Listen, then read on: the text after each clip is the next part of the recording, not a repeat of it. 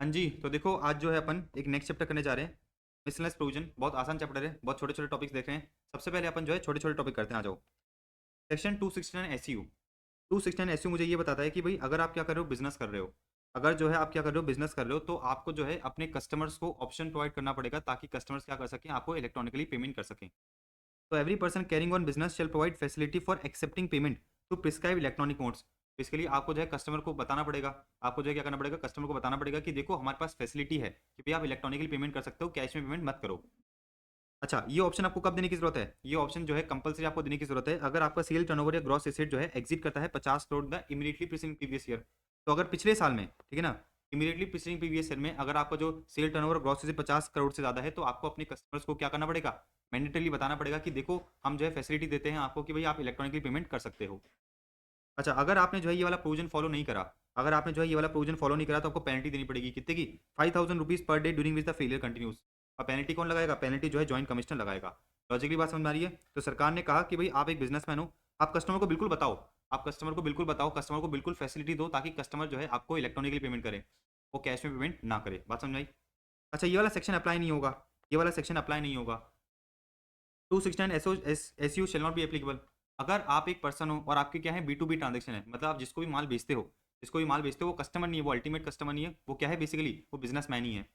तो 269 SU shall not be applicable to a person having only B to B transactions. तो अगर किसी person का है क्या है, बी टू सी ट्रांजेक्शंस नहीं है, बी टू बी ट्रांजेक्शंस है, मतलब बिजनेस टू बिजनेस ट्रांजेक्शंस हो रखे हैं, तो 269 एसयू लगेगा नहीं, 269 एसयू लगेगा नहीं। कंडीशन क्या है कि जो ये पर्सन है, ये जो पर्सन है इसने क्या करा है, एटलीस्ट जो भी इसने क्या करा है, अमाउंट रिसीव करा है करंट ईयर में, उसका at least 95%, at least 95% other than cash के थ्रू रिसीव करा है, मतलब इलेक्ट्रॉनिकली रिसीव करा है। अगर at least 95% of the aggregate of all the amount receive during the previous year including the amount receive for sale turnover gross receive are by any mode other than cash. बात समझ में आ गई? तो इन लोगों ने ये कहा कि भाई अगर आप एक ऐसे पर्सन हो जिसके सिर्फ बी टू बी ट्रांजेक्शन है, मतलब कस्टमर के साथ डायरेक्ट ट्रांजेक्शन आप नहीं करते, that is no transaction with the retail customer, तो आप पे ये सेक्शन अप्लाई नहीं होगा। बट कंडीशन ये है कि भाई आपकी जो करंट में जो भी रिसीट्स है, जो भी आपको पैसा मिला है, उसका एटलीस्ट 95% जो है आपको इलेक्ट्रॉनिकली मिला है, कैश के अलावा मिला है। बात समझ में आ गई? 269 एसयू इंपॉर्टेंट है, 269 एसयू इंपॉर्टेंट है क्योंकि मॉक टेस्ट में टेस्ट कर चुका है, मॉक टेस्ट में टेस्ट कर चुका है। तो ये लिमिट्स आपको ध्यान रखनी है, this and this. 269 SU clear है? 269 एसयू क्लियर हो गया कि भाई बेसिकली मोटा मोटा सरकार ने कहा कि भाई अगर आप बिजनेस कर रहे हो तो आप कस्टमर को जो है क्या करोगे, फैसिलिटी प्रोवाइड करोगे ताकि सामने वाला बंदा आपको जो है इलेक्ट्रॉनिकली पेमेंट कर सके। 281 समझना, 281 समझते हैं। सेक्शन 281 मुझे क्या कहता है? अच्छा, मैंने आपको क्या बताया था, मैंने आपको जो है असेसमेंट बताया था, रेगुलर असेसमेंट होता है, इनकम एस्केपिंग असेसमेंट होता है, उसमें आपको क्या आता है, नोटिस ऑफ डिमांड आता है। क्या आता है? नोटिस ऑफ डिमांड आता है, और नोटिस ऑफ डिमांड के बेसिस पे आपको जो है विदिन 30 डेज के अंदर उसको पेमेंट करना पड़ता है। अब सुनो, अगर आपकी प्रोसीडिंग चल रही थी और आपने क्या करा ड्यूरिंग द प्रोसीडिंग, मतलब during the pendency of any proceeding, या फिर प्रोसीडिंग खत्म होने के बाद but before the service of notice by the tax recovery officer, ठीक है ना। तो अभी तक आपको नोटिस ऑफ डिमांड नहीं आया है, आपको नोटिस ऑफ डिमांड नहीं आया है, लेकिन आपने नोटिस ऑफ डिमांड आने से पहले ही अपनी कोई प्रॉपर्टी है, अपने कोई एसेट्स है, वो क्या करे, ट्रांसफर कर दिए। अपने कोई एसेट्स है, क्या करे, सामने वाले पर्सन को ट्रांसफर कर दिए, टैक्स बचाने के लिए, ठीक है ना, पेमेंट बचाने के लिए। तो कोई एसएससी क्या करता है, ट्रांसफर कर देता है एनी ऑफ हिज एसेट्स, ठीक है ना, in the favour of any other person, in the favour of any other person, तो उसको जो है क्या माना जाएगा, उसको जो है वॉइड माना जाएगा, मतलब उस ट्रांसफर को मान्य नहीं माना जाएगा। तो मैं आपको ये बता रहा हूँ कि भाई अगर आपने प्रोसीडिंग के दौरान, या प्रोसीडिंग कंप्लीट हो गई लेकिन आपको नोटिस अभी तक इश्यू नहीं हुआ, और आपने क्या करा, आपने कोई भी एसेट को ट्रांसफर कर दिया किसी दूसरे पर्सन को, अगर आपने क्या करा, कोई भी एसेट ट्रांसफर कर दिया किसी दूसरे पर्सन को, तो जो है उसको, उस ट्रांसफर को क्या माना जाएगा, उस ट्रांसफर को वॉइड माना जाएगा। हम ये मानेंगे, सरकार ये मानेगी कि भाई आपने ऐसे ट्रांसफर करा है सरकार को टोपी बनाने के लिए, आपने जो है ऐसे ट्रांसफर करा है ताकि जो है आप बाद में ये कह सको कि मेरे पास तो कुछ पैसा है ही नहीं, मेरे पास तो कुछ पैसा है ही नहीं, मेरी तो कुछ प्रॉपर्टी है ही नहीं, आप क्या अटैच करोगे। लेकिन ध्यान रखना, आप इन्वेंट्री को तो बेच ही सकते हो, आप जो है इन्वेंट्री को तो ट्रांसफर कर ही सकते हो, उसमें कोई दिक्कत नहीं है। अच्छा, आपका जो ट्रांसफर है उसको वॉइड नहीं माना जाएगा, आपको जो ट्रांसफर है उसको वॉइड नहीं माना जाएगा अगर आपने क्या करा है, असेसिंग ऑफिसर की परमिशन लेके ट्रांसफर करा है, या फिर आपने एडिक्वेट कंसिडरेशन पे ट्रांसफर करा है। क्या करा है? एडिक्वेट कंसिडरेशन पे ट्रांसफर करा है। तो अगर आपने ट्रांसफर करा है एडिक्वेट कंसिडरेशन पे, and without any notice of pendency of such proceedings और without any notice of such tax और other monies remaining payable by the SSC, मोटा मोटा अगर आपने एडिक्वेट कंसिडरेशन पे ट्रांसफर करा है तो बेसिकली आपको जो है ट्रांसफर वॉइड नहीं माना जाएगा, या फिर अगर आपने परमिशन लेके ट्रांसफर करा है तो आपको जो ट्रांसफर है उसको वॉइड नहीं मानेंगे। अच्छा, ये वाला सेक्शन अप्लाई कब होता है? ये वाला सेक्शन अप्लाई कब होगा? तो सरकार ने कहा ये वाला सेक्शन अप्लाई तब होगा जब बेसिकली आपको जो टैक्स पे करना है सरकार को, वो 5,000 से ज़्यादा का है, एंड जो आपने एसेट्स ट्रांसफर करे हैं, मतलब एंड दोनों कंडीशन आपको सेटिस्फाई करनी है, एंड जो आपने एसेट्स ट्रांसफर करे हैं वो 10,000 से ज़्यादा का है इन एग्रीगेट। तो प्रोविजन कब अप्लाई होगा? Provision applies where and the amount of tax या फिर other sum of money which is payable 5,000 से ज़्यादा का है, एंड मतलब एंड एसेट्स जो आपने ट्रांसफर करे हैं वो 10,000 से ज़्यादा का है in the value of aggregate, in the value in aggregate. Logic की बात समझ में आ गई। तो सरकार ने कहा कि भाई अगर आप जो है हमें टोपी बनाने के लिए कोई एसेट्स को ट्रांसफर करते हो तो हम उस ट्रांसफर को जो है वॉइड मानेंगे, उस ट्रांसफर को क्या मानेंगे, वॉइड मानेंगे, और हम ये मानेंगे कि भाई आपने जो है पेमेंट करने से बचने के लिए एसेट्स को ट्रांसफर करा है, लेकिन उसको वॉइड नहीं माना जाएगा अगर आपने एडिक्वेट कंसिडरेशन में ट्रांसफर करा है या फिर परमिशन लेके ट्रांसफर करा है। तो ये लिमिट इंपॉर्टेंट है 5,000 और 10,000 वाली, है ना। 281 डन है, 281 डन, आगे बढ़े। देखो नेक्स्ट सेक्शन दे रखा है 285B, मुझे ये बताता है 285B मुझे ये बताता है कि भाई अगर आप एक फिल्म प्रोड्यूसर हो, अगर आप एक फिल्म प्रोड्यूसर हो या फिर और आप क्या हो, पर्सन हो engage in specified activity. Specified activity का मतलब क्या है? स्पेसिफाइड एक्टिविटी का मतलब है अगर आप एक ऐसे पर्सन हो जो इवेंट या स्पोर्ट्स मैनेजमेंट में इंगेज है, या फिर डॉक्यूमेंट्री प्रोडक्शन में इंगेज है, या फिर आप क्या करते हो, प्रोग्राम को प्रोड्यूस करते हो फॉर टेलीकास्टिंग ऑन टेलीविजन या फिर ओटीटी प्लेटफॉर्म्स। तो बेसिकली सरकार ने कहा कि भाई आपको क्या करना पड़ेगा, आपको जो है सरकार को एक स्टेटमेंट फर्निश करना पड़ेगा इन द प्रिस्क्राइब फॉर्म। और कब तक फर्निश करना है? With in 60 days from the end of the previous year. तो बेसिकली अगर आप एक प्रोड्यूसर ऑफ फिल्म हो या फिर person engage in specified activity, आपको क्या करना पड़ेगा, आपको जो है एक स्टेटमेंट फर्निश करना पड़ेगा किसको, सरकार को, within 60 days from the end of the previous year. पढ़ते हैं देखो, 285B requires the producer of film और person engage in specified activity, या फिर अगर आप जो है दोनों में इंगेज हो ड्यूरिंग द होल या पार्ट ऑफ द ईयर। तो अगर आप जो है क्या थे, फिल्म प्रोड्यूसर थे पूरे साल में या फिर किसी भी पार्ट ऑफ द ईयर में, तो आपको क्या करना पड़ेगा, सरकार को एक स्टेटमेंट फर्निश करना पड़ेगा in the prescribe form with in 60 days from the end of the previous year. अच्छा, इस स्टेटमेंट में क्या फर्निश करना है? इस स्टेटमेंट में आपको ये बताना पड़ेगा सरकार को कि भाई आपने करंट ईयर में 50,000 से ज़्यादा का किस किस को पेमेंट करा है। तो such statement would contain particulars of all the payments 50,000 से ज़्यादा in aggregate made by him or due from him to each person। मतलब जिस बंदे को आपने 50,000 से ज़्यादा दे दिए हैं या फिर जिन जिन पर्सन को 50,000 से ज़्यादा देने के हैं, आपको जो है सरकार को क्या करना पड़ेगा, इंटीमेट करना पड़ेगा। तो अगर आप एक फिल्म प्रोड्यूसर हो, आप जो है क्या करोगे, सरकार को इंटीमेट करोगे कि भाई करंट ईयर में जो है मैंने क्या करा है, 50,000 का ज़्यादा का पेमेंट, 50,000 से ज़्यादा का पेमेंट एग्रीगेट में लाके किसी पर्सन को कराए, वो आप बताओगे। अगर 50,000 से ज़्यादा का पेमेंट किसी को ड्यू भी है, मतलब अभी तक आपने पेमेंट नहीं कराए लेकिन ड्यू है, पेमेंट करना है आपको, तो वो भी आपको जो है सरकार को बताना पड़ेगा। इजी। तो 285B डन है। अब आ जाओ नेक्स्ट सेक्शन पे। नेक्स्ट सेक्शन देते हैं अपन अपीयरेंस बाय ऑथराइज रिप्रेजेंटेटिव। तो अपन ने ये देखा है कि भाई आप अपील फाइल कर सकते हो। आप क्या करते हो, अपील फाइल करोगे। अच्छा, अपील आपने फाइल कर दी, आपने क्या करा, अपील फाइल कर दी। अब अपील फाइल करने के लिए आप जो है कोर्ट में जाओगे, अपील फाइल करने के लिए आप जाओगे क्या, कोर्ट में जाओगे। तो आप क्या कर सकते हो, अपने अपने अलावा किसी रिप्रेजेंटेटिव को भी क्या कर सकते हो, भेज सकते हो कि भाई तू मेरी जगह चला जा, मैं बिजी हूँ। तो SSC who is required to attend before income tax authority, SSC who is required to attend before income tax authority और आईटेड, ठीक है ना। Otherwise then when required under 131 to attend personally, अगर आपको जो है 131 के अंदर समन आया था कि भाई आपको ही आना है, तो आप किसी ऑथराइज रिप्रेजेंटेटिव को नहीं भेज सकते। अदरवाइज आप क्या कर सकते हो, आप जो है ऑथराइज रिप्रेजेंटेटिव के थ्रू अटेंड कर सकते हो। मतलब ये है कि भाई अगर इनकम टैक्स अथॉरिटी ने आपको बुलाया है तो आप अपने जो है ऑथराइज रिप्रेजेंटेटिव को भेज सकते हो। लेकिन अगर आपको जो है पर्सनली समन इशू करा गया था कि भाई रोहन को ये समन है, रोहन को समन दिया जाता है कि रोहन को आना पड़ेगा, तो उस केस में रोहन को ही आना पड़ेगा, वो अपने ऑथराइज रिप्रेजेंटेटिव को नहीं भेज सकता। अब सुनो इन लोगों ने क्या दे रखा है, ऑथराइज रिप्रेजेंटेटिव का मतलब क्या है। ऑथराइज रिप्रेजेंटेटिव का मतलब है person authorise by the SSC in writing to appear on this behalf. तो बेसिकली मैं किसी पर्सन को ऑथराइज करता हूँ राइटिंग में कि तू मेरे बिहाफ पे क्या कर, इनकम टैक्स अथॉरिटी के सामने जो है अपील कर जा।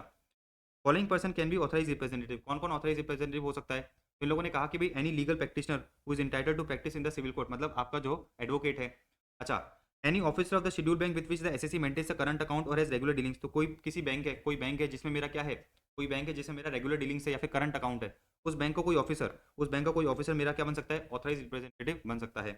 Person related to the SSC in any manner, कोई भी पर्सन जो मुझसे क्या है रिलेटेड है इन एनी मैनर, या फिर person regularly employed by the SSC, person regularly employed by the SSC भी क्या बन सकता है, मेरा ऑथराइज रिप्रेजेंटेटिव बन सकता है। आपका सीए जो सर्टिफिकेट ऑफ प्रैक्टिस होल्ड करता है वो आपका ऑथराइज रिप्रेजेंटेटिव बन सकता है। अगर आप एक कंपनी या एलएलपी हो, अगर आप एक कंपनी या फिर एलएलपी हो, तो कंपनी या एलएलपी के केस में उसका लिक्विडेटर, उसका रिजोल्यूशन प्रोफेशनल या फिर इंसॉल्वेंसी रिजोल्यूशन प्रोफेशनल क्या बन सकता है, आपका ऑथराइज रिप्रेजेंटेटिव बन सकता है। तो ये आरपी और लिक्विडेटर का कंसेप्ट क्या होता है, ये आप जो है कंपनी लॉ में पढ़ते हो अंडर आईबीसी। इतनी बात आपको समझ में आ गई होगी कि भाई आप जो है क्या कर सकते हो, अपने ऑथराइज रिप्रेजेंटेटिव को भेज सकते हो अपनी जगह पे। अच्छा, एक और चीज देखो क्या रखा है, अकाउंटेंट, मतलब सीए के अंदर कौन कौन इंक्लूड नहीं होता। तो इन लोगों ने कहा कि भाई सीए की डेफिनेशन में ये सारे लोग इंक्लूड नहीं होते। Following persons are not included in the definition of accountant. इन अकाउंटेंट बोले तो सीए, जो फॉलोइंग पर्संस है वो सीए की डेफिनेशन में इंक्लूड नहीं होंगे। हाँ जी, तो मैं आपको ये बता रहा था कि भाई फॉलोइंग पर्संस ये लोग जो हैं अकाउंटेंट की डेफिनेशन में इंक्लूड नहीं होंगे। इसका मतलब क्या है कि ये लोग जो हैं ऑल्दो क्या है, चार्टर्ड अकाउंटेंट है, लेकिन आपके जो है ऑथराइज रिप्रेजेंटेटिव नहीं बन सकते। तो अगर एसएससी कौन है, कंपनी है, मतलब कंपनी को जो है इनकम टैक्स अथॉरिटी के सामने अपीयर करना है, तो बेसिकली ऑथराइज रिप्रेजेंटेटिव कौन नहीं बन सकता, person who is not eligible for appointment as an auditor of the company under 141 subsection 3। तो कोई सीए है जो एलिजिबल नहीं है for appointment as an auditor under 141 subsection 3, तो वो जो है आपका ऑथराइज रिप्रेजेंटेटिव नहीं बन सकता। किसका, कंपनी का जो है ऑथराइज रिप्रेजेंटेटिव नहीं बन सकता। 141 सबसेक्शन 3 में बहुत सारी कंडीशन दे रखी है जो आप ऑडिट वाले सब्जेक्ट में पढ़ते हो, ठीक है ना। तो अगर आप जो है कंपनी के ऑडिटर बनने के एलिजिबल नहीं हो, बनने के लायक नहीं हो, तो आप जो है कंपनी का एआर भी नहीं बन सकते।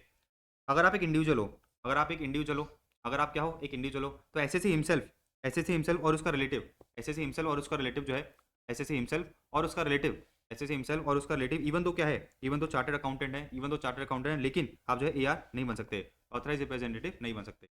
अगर आप एक फर्म एचयूएफ या एओपी हो, तो आपका पार्टनर, फर्म का पार्टनर या मेंबर, इसी तरह से एचयूएफ या एओपी का पार्टनर या मेंबर जो है, एचयूएफ या एओपी का पार्टनर मेंबर ऑथराइज रिप्रेजेंटेटिव नहीं बन सकता, या फिर उसका रिलेटिव जो है, इन पर्सन का रिलेटिव जो है आपका ऑथराइज रिप्रेजेंटेटिव नहीं बन सकता।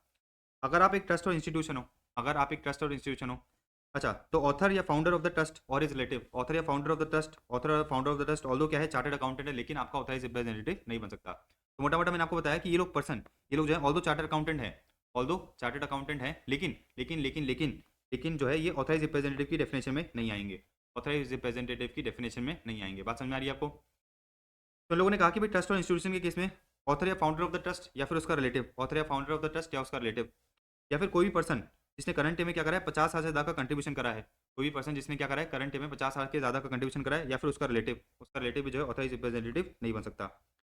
ट्रस्ट का ट्रस्टी या फिर इंस्टीट्यूशन या ट्रस्ट का मैनेजर ऑथराइज रिप्रेजेंटेटिव नहीं बन सकता, या फिर इसका रिलेटिव और रिलेटिव ऑफ द ट्रस्टी या मैनेजर। इसी तरह से वेयर सच ऑथर, फाउंडर या फिर पर्सन इज एचयूएफ, तो अगर ये जो फाउंडर है, क्या है, ये एचयूएफ है, वेयर द ऑथर, फाउंडर या ये पर्सन जो है क्या है, एचयूएफ है, तो उस केस में एचयूएफ का मेंबर और मेंबर का रिलेटिव ऑफ सच मेंबर भी जो है ऑथराइज रिप्रेजेंटेटिव नहीं बन सकता, ठीक है। तो इनको रटने की जरूरत नहीं है, ये बहुत ज़्यादा काम के भी नहीं है, ये बहुत ज़्यादा सेक्शन काम का नहीं है, इसको अगर आप छोड़ भी दोगे तो कोई दिक्कत नहीं है, प्योर थ्योरेटिकल टॉपिक है, जनरली नहीं पूछता। Person who is competent to verify the return of income, person जो है वो is competent to verify the return under 139, मैंने असेसमेंट वाले चैप्टर में बताया था कि भाई कौन कौन जो है आपके रिटर्न ऑफ इनकम को वेरीफाई कर सकता है, तो जो है वो बेसिकली ऑथराइज रिप्रेजेंटेटिव नहीं बन सकता, और उसका रिलेटिव भी जो है एआर नहीं बन सकता, अच्छा, फिर देखो क्या दे रखा है, फिर देखो नेक्स्ट पॉइंट क्या दे रखा है, any SSC refer to in above, मतलब अपन ये वाले एसएससी पढ़े ना, ये वाले जो एसएससी पढ़े इन सबको नीचे लिया ना, इनका ऑफिसर या एम्प्लॉय ऑफ द एसएससी, इनका कोई ऑफिसर है या फिर इन एसएससी का कोई एम्प्लॉय है, वो एआर नहीं बन सकता।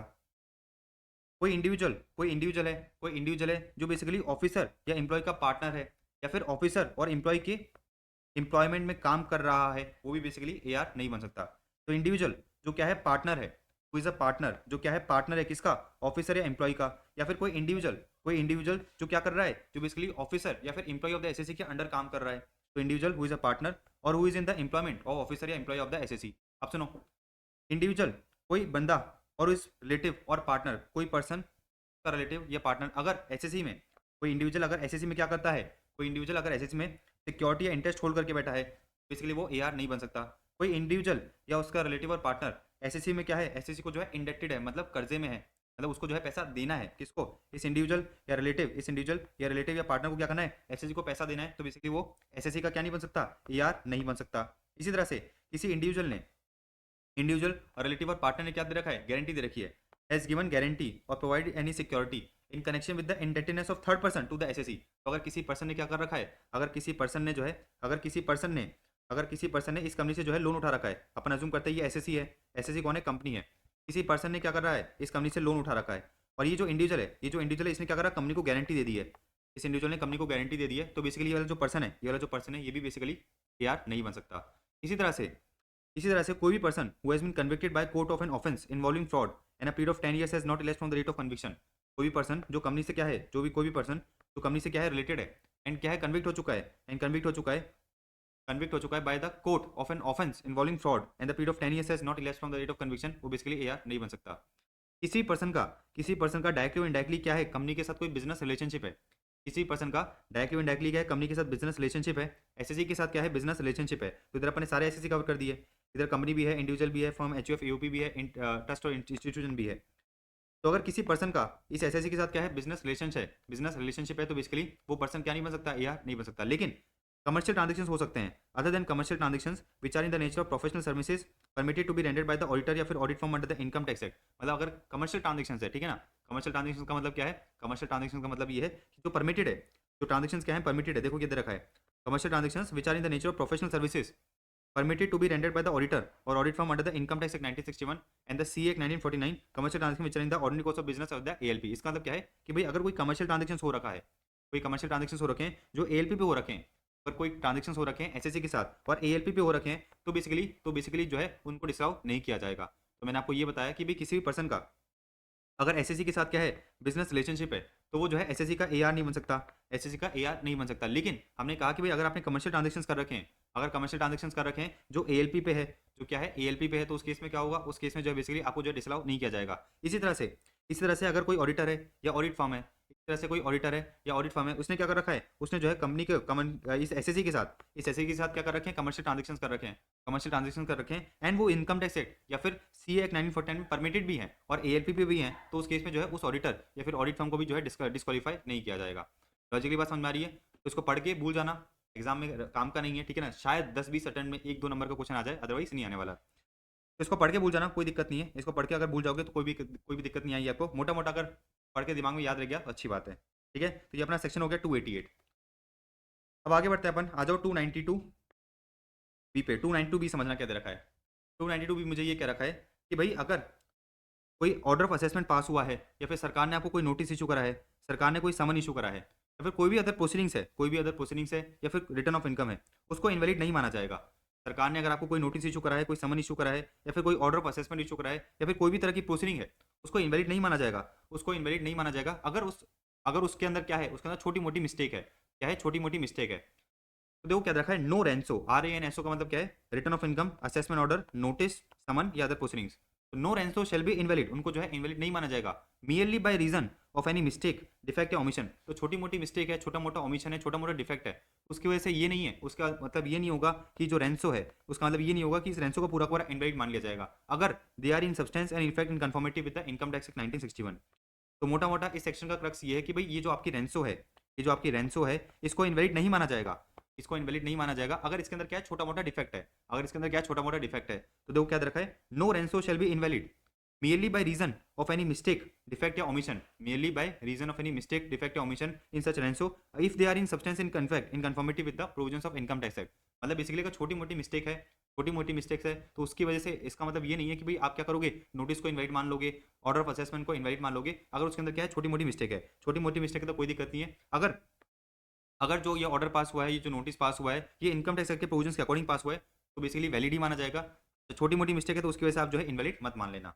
बात समझ आ गई? तो वापस पढ़ सकते हो, नो रेंसो शैल बी इनवैलिड और shall be deem to be invalid mainly by reason of any mistake, defect या ओमिशन इन सच रेंसो if they are in effect and in substance in conformity with the provisions of income tax act. तो ये जो रेंसो है, अगर income tax act के provisions को सैटिस्फाई कर रहा है और उसके अंदर छोटी मोटी मिस्टेक है, डिफेक्ट है, ओमिशन है, क्या है, मिस्टेक है, डिफेक्ट है या ओमिशन है, तो इसका मतलब ये नहीं है कि आप उसको जो है पूरा पूरा क्या मान लोगे, इनवैलिड मान लोगे। बात समझ में आ गई? ये वाला पॉइंट समझ में आ गया आपको? अब सुनो नेक्स्ट पॉइंट देखना क्या रखा है। तो देखो नेक्स्ट सेक्शन है 292 BB। ये मुझे क्या कहता है कि भाई कोई एसएससी अगर किसी इंक्वायरी में क्या कर जाता है, कोऑपरेट कर जाता है या फिर किसी प्रोसीडिंग में जो है अपीयर कर जाता है, तो बाद में जाके ये नहीं कह सकता कि भाई उसको नोटिस टाइम पे नहीं मिला, बाद में जाके वो ये नहीं कह सकता कि भाई उसको नोटिस मिला ही नहीं, ठीक है। तो बाद में जाके वो ये नहीं कह सकता कि भाई उसको नोटिस मिला ही नहीं, बाद में जाके वो ये नहीं कह सकता कि भाई उसको नोटिस टाइम पे नहीं मिला, बाद में जाके वो ये नहीं कह सकता कि भाई उसको जो है नोटिस गलत तरीके से मिला, इम्प्रॉपर मैनर में मिला। तो सरकार एसएससी को ये कहती है कि एसएससी देख, जब तुझे नोटिस मिला था उसी समय तुझे ऑब्जेक्शन रेज कर देना चाहिए था, उसी समय तुझे क्या कर देना चाहिए था, ऑब्जेक्शन रेज कर देना चाहिए था। तू क्या कर गया, तू जो है इंक्वायरी में प्रोसीड कर गया, कोऑपरेट कर गया, इंक्वायरी में जो है कोऑपरेट कर गया, प्रोसीडिंग में तू है अपीयर कर गया। इसका मतलब तू ये मान रहा है कि भाई नोटिस सही है, तो तू बाद में ऑब्जेक्शन नहीं उठा सकता, बाद में जो है ऑब्जेक्शन नहीं उठा सकता। अब पढ़ना, SSC would be precluded from raising any objection in any proceeding और इंक्वायरी, कि भाई नोटिस उसको नहीं मिला था, टाइमली नहीं मिला था या फिर गलत तरीके से मिला था, अगर वो क्या कर जाता है, if he appeared in any proceedings और cooperated in any inquiry. Logic की बात समझ आ रही है? तो सरकार ने एसएससी को कहा कि भाई अगर तुझे कोई ऑब्जेक्शन था, तो जब तुझे नोटिस इशू करा गया था उसी समय तू क्या करता, ऑब्जेक्शन रेज कर देता, तू इंक्वायरी में क्या कर गया, तो इंक्वायरी में जो है कोऑपरेट कर गया, तू प्रोसीडिंग में अपीयर कर गया, और अब जाके तू कह रहा है कि भाई नोटिस तुझे जो है समय पे नहीं मिला था, नोटिस टाइमली मिला था या फिर नोटिस गलत तरीके से मिला था, हम ये चीज़ एंटरटेन नहीं करेंगे। लेकिन फिर सरकार ने एसएससी को कहा फिर सरकार ने क्या कहा, एसएससी को कहा कि देख एसएससी, अगर तेरा जो है दिमाग खुल जाता है, तेरी आंख खुल जाती है और तुझे पता चल जाता है कि जो तुझे जो नोटिस है वो गलत तरीके से मिला था, तो तू क्या कर सकता है, before the completion of assessment और रीअसेसमेंट ऑब्जेक्शन रेज कर सकता है। तो मैंने सबसे पहले आपको ये बताया कि भाई अगर एक एसएससी किसी इंक्वायरी में कोऑपरेट कर जाता है या किसी प्रोसीजर में अपीयर कर जाता है तो वो ऑब्जेक्शन बाद में रेज नहीं कर सकता, लेकिन सरकार ने कहा कोई बात नहीं एसएससी, अगर असेसमेंट कंप्लीट होने से पहले तेरी आंखें खुल जाती है, तो तू ऑब्जेक्शन रेज कर सकता है। तो ये जो ऊपर अपन ने पढ़ा ना, ये अप्लाई नहीं होगा। ये जो अपन ने ऊपर 3 लाइन पढ़ी ना, ये अप्लाई नहीं होगी। कब अप्लाई नहीं होगी, अगर एसएससी क्या करता है, ऑब्जेक्शन को रेज कर देता है। अगर एसएससी जो है ऑब्जेक्शन को रेज कर देता है before the completion of assessment और रीअसेसमेंट। बात समझ में आ गई? बात जो है आपको समझ में आ गई होगी। तो अगर सरकार ने क्या करा, सरकार ने नोटिस इशू कर दिया, सरकार ने जो नोटिस इशू करा, लेकिन जो है एसएससी को मिला ही नहीं, टाइमली नहीं मिला या फिर गलत तरीके से मिला, तो बेसिकली अगर एसएससी कोऑपरेट कर जाता है इंक्वायरी में तो बाद में वो ऑब्जेक्शन रेज नहीं कर सकता, लेकिन before the completion of assessment और रीअसेसमेंट वो ऑब्जेक्शन रेज कर सकता है। तो सरकार ने कहा कि भाई अगर तेरी आंखें खुल जाती है before the completion of assessment और रीअसेसमेंट तो तू ऑब्जेक्शन रेज कर सकता है। अब सुनो, सरकार ने नोटिस इशू करा ही नहीं, तो क्या ये क्यूरेबल डिफेक्ट है? तो ये अपन क्यूरेबल डिफेक्ट बोलेंगे कि भाई क्यूरेबल डिफेक्ट नहीं है। अज्यूम करते हैं आपने मेरे साथ पढ़ा था कि भाई 143 सबसेक्शन 3 मतलब रेगुलर असेसमेंट करने के लिए आपको जो 143 सबसेक्शन 2 का नोटिस इशू करना पड़ता है। क्या करना पड़ता है? मैंडेटरी नोटिस इशू करना पड़ता है। आप नोटिस इशू करना ही भूल गए, सरकार ने नोटिस इशू कराई नहीं, एसएससी जो है बेचारा क्या कर गया, कोऑपरेट कर गया। अब मुझे बताओ ये जो 143 सबसेक्शन 3 है, क्या इसको वैलिड माना जाएगा? क्या इसको वैलिड माना जाएगा? आपने जो ये नोटिस इशू नहीं करा, क्या इसको क्योरेबल डिफेक्ट मान ले? सरकार ने कहा नहीं। अगर आपने नोटिस इशू करा ही नहीं, तो बेसिकली जो प्रोसीडिंग है ये वैलिड है ही नहीं, ये वैलिड होगी ही नहीं, इवन इफ एसएससी कोऑपरेट कर जाता है। क्यों ऐसा है? क्योंकि अपने प्रोविजंस पढ़ रखे हैं कि भाई अगर आपको 143 सबसेक्शन 3 करना है फॉर एग्जांपल, तो आपको जो है कंपलसरी नोटिस इशू करना ही पड़ेगा। आप नोटिस इशू करा ही नहीं, तो ये जो प्रोसीडिंग है ये वैलिड ही नहीं है। अगर आपने नोटिस इशू कर दिया होता 143 सबसेक्शन 3 करने के लिए, आपने नोटिस इशू कर दिया होता, लेकिन एसएससी को समय पे नहीं मिला, या मिला ही नहीं या फिर गलत तरीके से मिला, उस केस में अगर एसएससी कोऑपरेट कर जाता है तो ये प्रोसेसिंग वैलिड मान ली जाएगी। आपको बात समझ में आ गई कि भाई अगर आपने नोटिस इशू कराई नहीं, तो उसको जो है क्योरेबल डिफेक्ट नहीं मानेंगे, आपकी जो प्रोसीडिंग है वो वैलिड होगी ही नहीं। अब सुनो, एक कंपनी थी ए लिमिटेड, ये मर्ज हो गई किससे? बी लिमिटेड से। ये मर्ज कितने हो गई? ये जो है मर्ज हो गई बी लिमिटेड से। कौन सी डेट को मर्ज हो गई? अपन अज्यूम करते हैं कि भाई 1/1/2025 को जो है मर्ज हो गई। 1/1/2025 को जो है ए लिमिटेड जो है मर्ज हो गई किससे? ए लिमिटेड जो है मर्ज हो गई बी लिमिटेड से। अच्छा, 1 फरवरी 2025 को एओ क्या करता है? 1 फरवरी 2025 को एओ बेवकूफ इंसान ए लिमिटेड को जो है 143 सबसेक्शन 2 का नोटिस भेज देता है। क्या वैलिड है? अभी सीधी सी बात है, वैलिड नहीं है यार। 1/4/2025 से ए लिमिट तो बंद हो गई ना, ए लिमिट तो मर्ज हो गई बी लिमिटेड में। तो अगर एओ को कोई नोटिस इशू करना था तो बी लिमिट को करता, भाई ए लिमिट को कर दिया, ए लिमिट तो बंद हो गई, तो क्या नोटिस वैलिड होगा? नहीं होगा वैलिड। तो देखो, क्या issue of notice issue to the amalgamating company मतलब A limited after the approval of scheme of amalgamation by high court and intimation of the same to the AO curable under 292 BB. हम कहेंगे नहीं भाई, गलत बात है।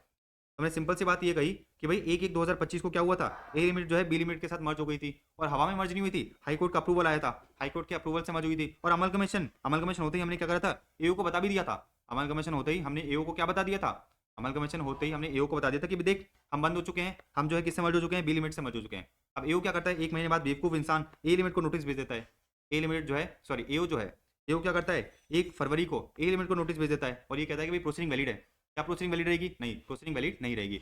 हमने कहा कि भाई ए लिमिट तो बंद हो चुकी थी, 1/1/2025 से ए लिमिट जो है बी लिमिट से मर्ज हो गई थी। तो अगर एओ को नोटिस इशू करना था तो बी लिमिट को करता, भाई ए लिमिट को कर दिया इसने, तो ए लिमिट को जो है नोटिस इशू कराए, तो जो प्रोसीडिंग एओ कर रहा है वो वैलिड मानी जाएगी? क्या वैलिड नहीं मानी जाएगी। क्या वो क्योरेबल डिफेक्ट है? क्योरेबल डिफेक्ट नहीं है।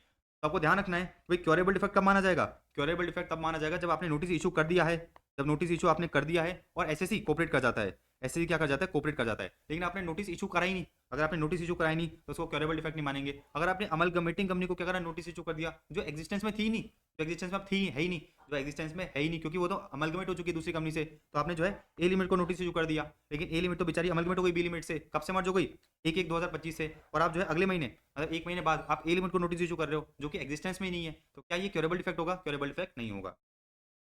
तो ये भी इंपॉर्टेंट है, बहुत इंपॉर्टेंट पॉइंट है ये जो 292 बीबी है ना, ये 292 बीबी है, बहुत इंपॉर्टेंट है। एग्जाम में 2-3 बार टेस्ट हो चुका है, बहुत ईजी भी है।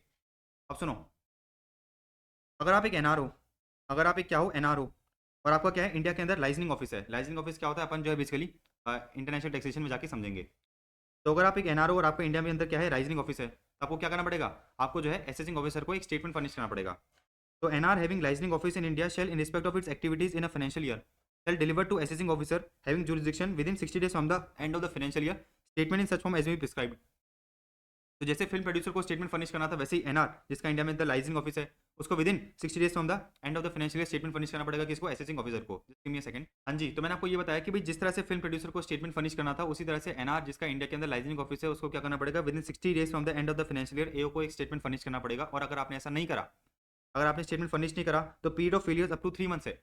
Period of failures up to क्या है 3 मंथ्स है, तो आपको पेनल्टी कितनी देनी पड़ेगी, 1000 rupees for each day after 1000 rupees for each day during which the failure continuous. और 3 महीने के बाद भी अगर आपने नहीं करा तो आपकी पेनल्टी कितनी हो जाएगी, 1 लाख हो जाएगी। तो आपको विद इन 60 डेज आपको क्या करना है, विद इन 60 डेज फर्निश करना है। तो बेसिकली मेरा फाइनेंशियली एंड कब होगा, मेरा फाइनेंशियली एंड होगा 31/3/2025 को। आपको फर्निश कब करना है, आपको फर्निश करना है 30/6/2025 तक। अगर आपने 30/6/2025 तक फर्निश नहीं करा तो उसके बाद से 1000 रुपये पर डे की पेनल्टी लगना चालू हो जाएगा। 1000 रुपये की पेनल्टी पर डे लगना चालू हो जाएगा up to 3 months, up to 3 months. तो 3 मंथ्स बोले तो 30/9/2025 तक, 30/9/2025 तक क्या होगा, 30/9/2025 तक 1000 रुपये पर डे की पेनल्टी लगेगी। और उसके बाद क्या होगा, उसके बाद जो है 1 लाख रुपये की पेनल्टी। Very easy. तो अपना जो है फाइनली छोटे छोटे टॉपिक हो गए, अब एक दो टॉपिक बच रहे हैं इस चैप्टर के, वो अपन कर लेते हैं। हाँ जी, तो देखो आगे बढ़ने से पहले जो है आपको एक टॉपिक करा देता हूँ। ये जो अपन एआर वाला टॉपिक कर रहे थे ना, ऑथराइज रिप्रेजेंटेटिव, इसमें ये वाला टॉपिक रह गया था। आ जाओ देखो क्या है। Following person shall not be qualified to represent an SSC, मतलब ये लोग जो है अगेन ऑथराइज रिप्रेजेंटेटिव नहीं बन सकते। अगर जो है आपको सरकारी सरकारी ऑफिस से धक्के मार के निकाल दिया गया था, person who has been remove from the government service, या फिर अगर आप जो है इंसॉल्वेंट हो गए थे, कोई पर्सन जो है इंसॉल्वेंट बन गया था, तो वो आपका ऑथराइज रिप्रेजेंटेटिव नहीं बन सकता। तो डिस्क्वालीफाइड हो जाएगा for the period during which the insolvency continuous. जब तक इंसॉल्वेंसी कंटिन्यू चल रही है उस दौरान वो आपका जो है एआर नहीं बन सकता। किसी पर्सन को जो है कोर्ट ने क्या करा था, कन्विक्ट करा था of an offence involving fraud, तो उसको जो है हम एआर नहीं बना सकते, उसको जो है हम एआर नहीं बना सकते for 10 years from the date of such conviction. Basically अगर कोर्ट ने किसी पर्सन को गिल्टी ठहराया था for an offence involving fraud, तो बेसिकली 10 साल तक, अगले 10 साल तक वो जो है आपका एआर नहीं बन सकता। Person who has been convicted of an offence connected with any income tax proceeding, basically अगर इनकम टैक्स प्रोसीडिंग में आपको जो है क्या माना जाता है, कन्विक्टेड माना जाता है, गिल्टी माना जाता है फॉर एन ऑफेंस, या फिर on whom a penalty has been imposed under the act. तो इनकम टैक्स एक्ट में अगर आपकी अगेंस्ट कोई पेनल्टी इम्पोज करी गई है तो आप जो है अगेन ऑथराइज रिप्रेजेंटेटिव नहीं बन सकते। तो अगर आपको जो है कन्विक्टेड माना जाता है, person who has been convicted of an offence connected with any income tax proceeding, या फिर on whom a penalty has been impose under this act. तो अगर इनकम टैक्स एक्ट में कोई प्रोसीडिंग में आप जो है कन्विक्टेड पाए गए हो, या फिर इनकम टैक्स एक्ट में आप पे जो है कोई पेनल्टी लगाई गई है, तो बेसिकली आप जो है ऑथराइज रिप्रेजेंटेटिव नहीं बन सकते। इतनी बात आपको समझ में आ गई। अब देखो एक नेक्स्ट टॉपिक देखते हैं अपन। एक नेक्स्ट टॉपिक देखने जा रहे हैं सेक्शन 281 बी।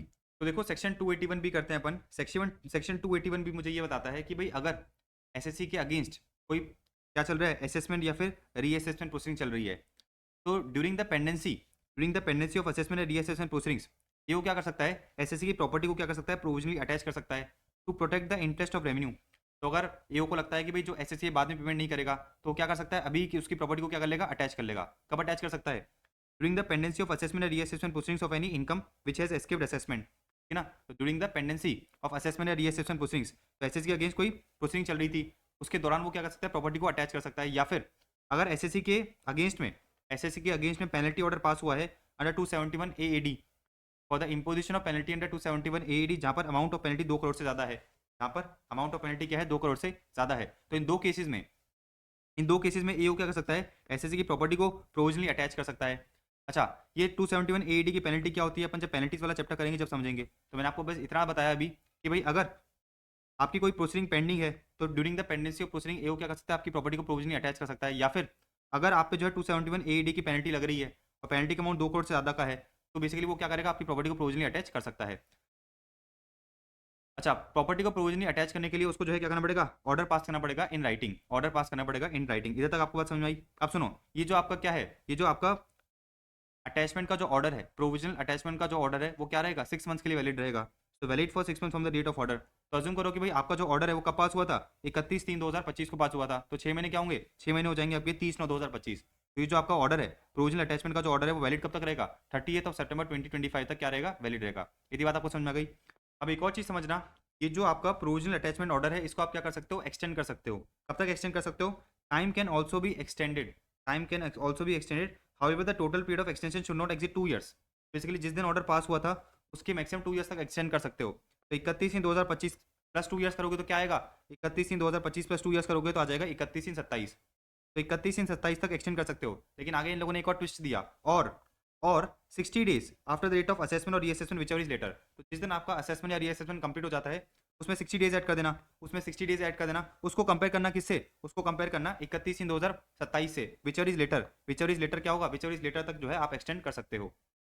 मैंने आपको क्या बताया कि भाई टोटल पीरियड ऑफ एक्सटेंशन कितना होगा, टोटल पीरियड ऑफ एक्सटेंशन होगा 2 ईयर्स या फिर 60 days after the date of assessment और reassessment whichever is later. तो अज्यूम करते हैं कि मेरे 2 ईयर्स तो कहाँ खत्म हो रहे हैं, मेरे 2 ईयर्स खत्म हो रहे हैं 31/27 को। अच्छा 60 days from the date of completion of assessment मेरा कब खत्म हो रहा है, 30/4/2027 तक खत्म हो रहा है। तो whichever is later, whichever is later क्या होगा, विच एवर इज लेटर होगा 30th of April 2027।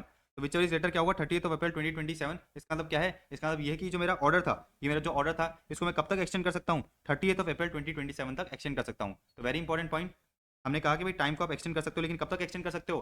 पहला तो दिया इन लोगों ने 2 ईयर्स, इन लोगों ने कहा और 2 ईयर्स और 60 days after the date of assessment और reassessment whichever is later. ठीक है, बात समझ में आ गई। अब सुनो, एओ ने क्या करा, आपकी प्रॉपर्टी को प्रोविजनली अटैच कर लिया। अगर आप क्या करते हो, एओ को जो है, अगर आप जो है प्रॉपर्टी के अगेंस्ट में एओ को जो है बैंक गारंटी दे देते हो, तो बेसिकली एओ क्या करेगा, आपके प्रोविजनल अटैचमेंट ऑर्डर को रिवोक कर देगा। तो एओ ने क्या करा, एओ ने अज्यूम करो कि भाई आपके जो लैंड है उसको क्या करा, लैंड को जो है प्रोविजनली अटैच कर लिया। आपकी जो लैंड है उसको प्रोविजनली अटैच कर लिया। अच्छा, अगर आप क्या करते हो, लैंड की फेयर मार्केट वैल्यू की बैंक गारंटी किसको किसको दे देते हो, एओ को दे देते हो, तो एओ क्या करेगा, आपकी जो लैंड का प्रोविजनल अटैचमेंट ऑर्डर है उसको रिवोक कर देगा। तो देखो क्या दे रखा है, एओ शैल रिवोक द प्रोविजनल अटैचमेंट। एओ क्या करेगा, आपके प्रोविजनल अटैचमेंट को रिवोक कर देगा अगर एसएससी क्या करता है, फर्निश करता है guarantee from the schedule bank. अगर जो है एसएससी शेड्यूल बैंक से गारंटी फर्निश कर देता है for an amount of at least fair market value of the property provisionally attached. Very easy. अब सुनो, for determining the fair market value of the property provisionally attached, AO को अगर क्या करना है, जो उसने प्रॉपर्टी अटैच करी है उसकी फेयर मार्केट वैल्यू डिटर्मिन करवानी है, तो क्या कर सकता है, वो बेसिकली अपने वैल्यूएशन ऑफिसर को बोल सकता है। वो वैल्यूएशन ऑफिसर को रेफरेंस दे सकता है और बोलेगा कि भाई तू जो है इस प्रॉपर्टी की फेयर मार्केट वैल्यू निकाल के लेके आ। वैल्यूएशन ऑफिसर क्या करेगा, वैल्यूएशन ऑफिसर जो है एस्टिमेट करेगा fair market value of the property and submit करेगा report of such estimation to the AO within 30 days from the date of receipt of such reference. Valuation officer को reference दिया गया कि भाई तू क्या कर, फेयर मार्केट वैल्यू निकाल। जिस दिन रेफरेंस दिया गया उसके विदिन 30 डेज में जो है वो रिपोर्ट बना के इसको देगा, एओ को देगा और बताएगा कि देखो ये फेयर मार्केट वैल्यू है। इतनी बात आपको समझ में आ गई। अब सुनो, अगर अगर अगर एसएससी ने क्या करा, बैंक गारंटी दे दी, अगर एसएससी ने क्या करा, बैंक गारंटी दे दी, तो बेसिकली जिस दिन एओ को बैंक गारंटी मिल गई उसके विदिन 15 डेज में क्या करेगा, वो बेसिकली रिवोकेशन ऑर्डर पास करेगा। तो देखो क्या देखा है, time limit for revoking the attachment of property. तो जिस दिन उसको बैंक गारंटी मिल गई उसके विदिन 15 डेज में, क्या करेगा, उसके जो है विदिन 15 डेज के अंदर जो प्रोविजनल अटैचमेंट का ऑर्डर था उसको रिवोक कर देगा। लेकिन अगर अज्यूम करो कि भाई अगर एओ ने क्या कर दिया था, एओ ने जो है रेफरेंस दे दिया था वैल्यूएशन ऑफिसर को, एओ ने जो है क्या करा था, रेफरेंस दे दिया था वैल्यूएशन ऑफिसर को, तो वैल्यूएशन ऑफिसर जो है 30 दिन खा गया था ना, वैल्यूएशन ऑफिसर जो है 30 दिन खा गया था, तो इस 15 दिन में अपन क्या करेंगे, 15 दिन में अपन 30 दिन ऐड कर देंगे। तो time limit for revoking the attachment of property क्या दे रखा है कि भाई within 15 days from the date of receipt of such guarantee. लेकिन अगर वैल्यूएशन ऑफिसर को रेफरेंस दिया गया था तो इस 15 डेज में अपन क्या करेंगे, 30 डेज ऐड कर देंगे, क्योंकि 30 डेज जो है वैल्यूएशन ऑफिसर ले गया था। डन। तो सीधी सी बात यह है कि भाई अगर एसएससी ने क्या करा है, बैंक गारंटी दे दी है, तो एओ क्या करेगा, एओ ने जो भी प्रॉपर्टी प्रोविजनली अटैच करी है उसको रिवोक करेगा। ठीक है ना, तो उसका जो भी ऑर्डर था उसको रिवोक कर देगा। अब सुनो, अगर एसएससी ने जो है क्या करा, एसएससी ने जो है नोटिस ऑफ डिमांड में, एसएससी ने क्या करा, जो नोटिस ऑफ डिमांड में टैक्स पेबल था वो पे नहीं करा, तो जो एओ क्या करेगा, एओ जो है बेसिकली आपकी जो बैंक गारंटी है उसको रिवोक कर लेगा। तो where notice of demand is served upon the SSC, notice of demand SSC पे सर्व करा गया and SSC fails to pay such time, fails to pay such sum within the time specified in the notice of demand. AO क्या करेगा, bank guarantee को revoke करेगा, bank guarantee को invoke करेगा और पैसा रिकवर कर लेगा। तो एसएससी ने बैंक गारंटी दे रखी थी, अगर एसएससी ने खुद से पेमेंट नहीं करा तो एओ क्या करेगा, बैंक गारंटी को इन्वोक करके पैसा रिकवर कर लेगा। अब सुनो, अगर एसएससी ने जो है बैंक गारंटी को रिन्यू नहीं कराया, अगर एसएससी ने बैंक गारंटी को रिन्यू नहीं कराया या फिर एक नई बैंक गारंटी फर्निश नहीं करी, ठीक है ना, for an equal amount 15 days before the expiry of such guarantee. तो जिस दिन आपकी बैंक गारंटी एक्सपायर होने वाली थी उसके विदिन 15 डेज पहले, 15 दिन के पहले करना है अपने को। तो 15 डेज बिफोर तक एसएससी को क्या करना पड़ेगा, अपनी जो बैंक गारंटी उसको रिन्यू कराना पड़ेगा, या फिर 15 दिन पहले, एक्सपायरी के 15 दिन पहले उसको क्या करना पड़ेगा, एक्सपायरी के 15 दिन पहले उसको जो एक न्यू गारंटी फर्निश करनी पड़ेगी। अगर उसने ऐसा नहीं करा तो एओ क्या करेगा, एओ जो है अगेन क्या करेगा, बैंक गारंटी को इन्वोक कर लेगा। अब सुनो, बैंक गारंटी को इन्वोक करने के बाद जो भी पैसा आया, बेसिकली एओ क्या करेगा, एओ जो है एग्जिस्टिंग डिमांड को एडजस्ट कर लेगा, क्या कर लेगा, एग्जिस्टिंग डिमांड को एडजस्ट कर लेगा, और बाकी जो पैसा है balance amount has to be deposited. Balance amount कहाँ पे जमा करा दिया जाएगा, personal deposit account of PC या सी, मतलब प्रिंसिपल कमिश्नर या कमिश्नर के पर्सनल डिपॉजिट अकाउंट में जमा करा दिया जाएगा। तो देखो क्या दे रखा है कि balance amount if any has to be deposited in the PDA account of PC और C in the branch of RBI, in the branch of RBI और एसबीआई और ऑफ इट सब्सिडीज और any bank as may be appointed by the RBI as its agent at the place where the office of PC और C is situated. मोटा मोटा बस इतना ध्यान रखना है कि जितना पैसा क्या हुआ एग्जिस्टिंग डिमांड में, एग्जिस्टिंग डिमांड के लिए यूटिलाइज हो गया उतना एडजस्ट कर लो, और बाकी बैलेंस जो है पीडीए अकाउंट में जमा करा दो ऑफ कमिश्नर, पीडीए अकाउंट में जमा करा दो ऑफ कमिश्नर, पीडीए अकाउंट में क्या करो जमा करा दो ऑफ कमिश्नर, बस इतना सा ध्यान रखो। तो लॉजिकली पूरा कहानी समझ में आया आपको? लॉजिकली बस इतना सा कहानी है कि भाई अगर अगर एओ को लगता है कि भाई रेवेन्यू बोले तो डिपार्टमेंट का इंटरेस्ट प्रोटेक्ट करने के लिए हमें क्या करना है, प्रॉपर्टी को प्रोविजनली अटैच करना है, तो प्रॉपर्टी को प्रोविजनली अटैच कर देगा। अगर एसएससी जो है क्या करता है, बैंक गारंटी दे देता है of an amount equal to fair market value, तो एओ क्या करेगा, प्रॉपर्टी को जो भी उसने प्रोविजनली अटैच करा था उसको क्या करेगा, रिवोक कर देगा। मतलब क्या करेगा, प्रॉपर्टी को रिलीज कर देगा और बैंक गारंटी ले लेगा, ठीक है ना। तो एक हाथ से हमने बैंक गारंटी ली और एक हाथ से जो है प्रोविजनल अटैचमेंट का ऑर्डर हमने क्या करा, रिवोक कर दिया। फिर उसके बाद सीधी सी बात ये कि भाई अगर एसएससी ने जो है अमाउंट का पेमेंट नहीं करा, नोटिस और डिमांड में जो भी अमाउंट था उसका पेमेंट नहीं करा, तो जो एओ है वो क्या करेगा, बैंक गारंटी को रिवोक कर लेगा, और रिवोक करने के बाद जो भी एग्जिस्टिंग लायबिलिटी एडजस्ट करेगा, बाकी बैलेंस जो है पीडीए अकाउंट में जमा करा देगा ऑफ कमिश्नर। अच्छा सुनो, तो अपना जो है सेक्शन 281 बी डन है, सेक्शन 281 बी अपन ने पूरा कर लिया। अब आ जाते हैं अपन नेक्स्ट सेक्शन पे, अब आ जाते हैं अपन नेक्स्ट सेक्शन में 285 बी ए। 285 बी ए समझना क्या कह रहा है, 285 बी ए मुझे ये कहता है, 285 बी मुझे ये कहता है कि भाई कुछ कुछ रिपोर्टिंग पर्सन है, ठीक है ना। तो 285 बी जो है क्या करता है, कुछ रिपोर्टिंग पर्सन पे ऑब्लिगेशन डालता है।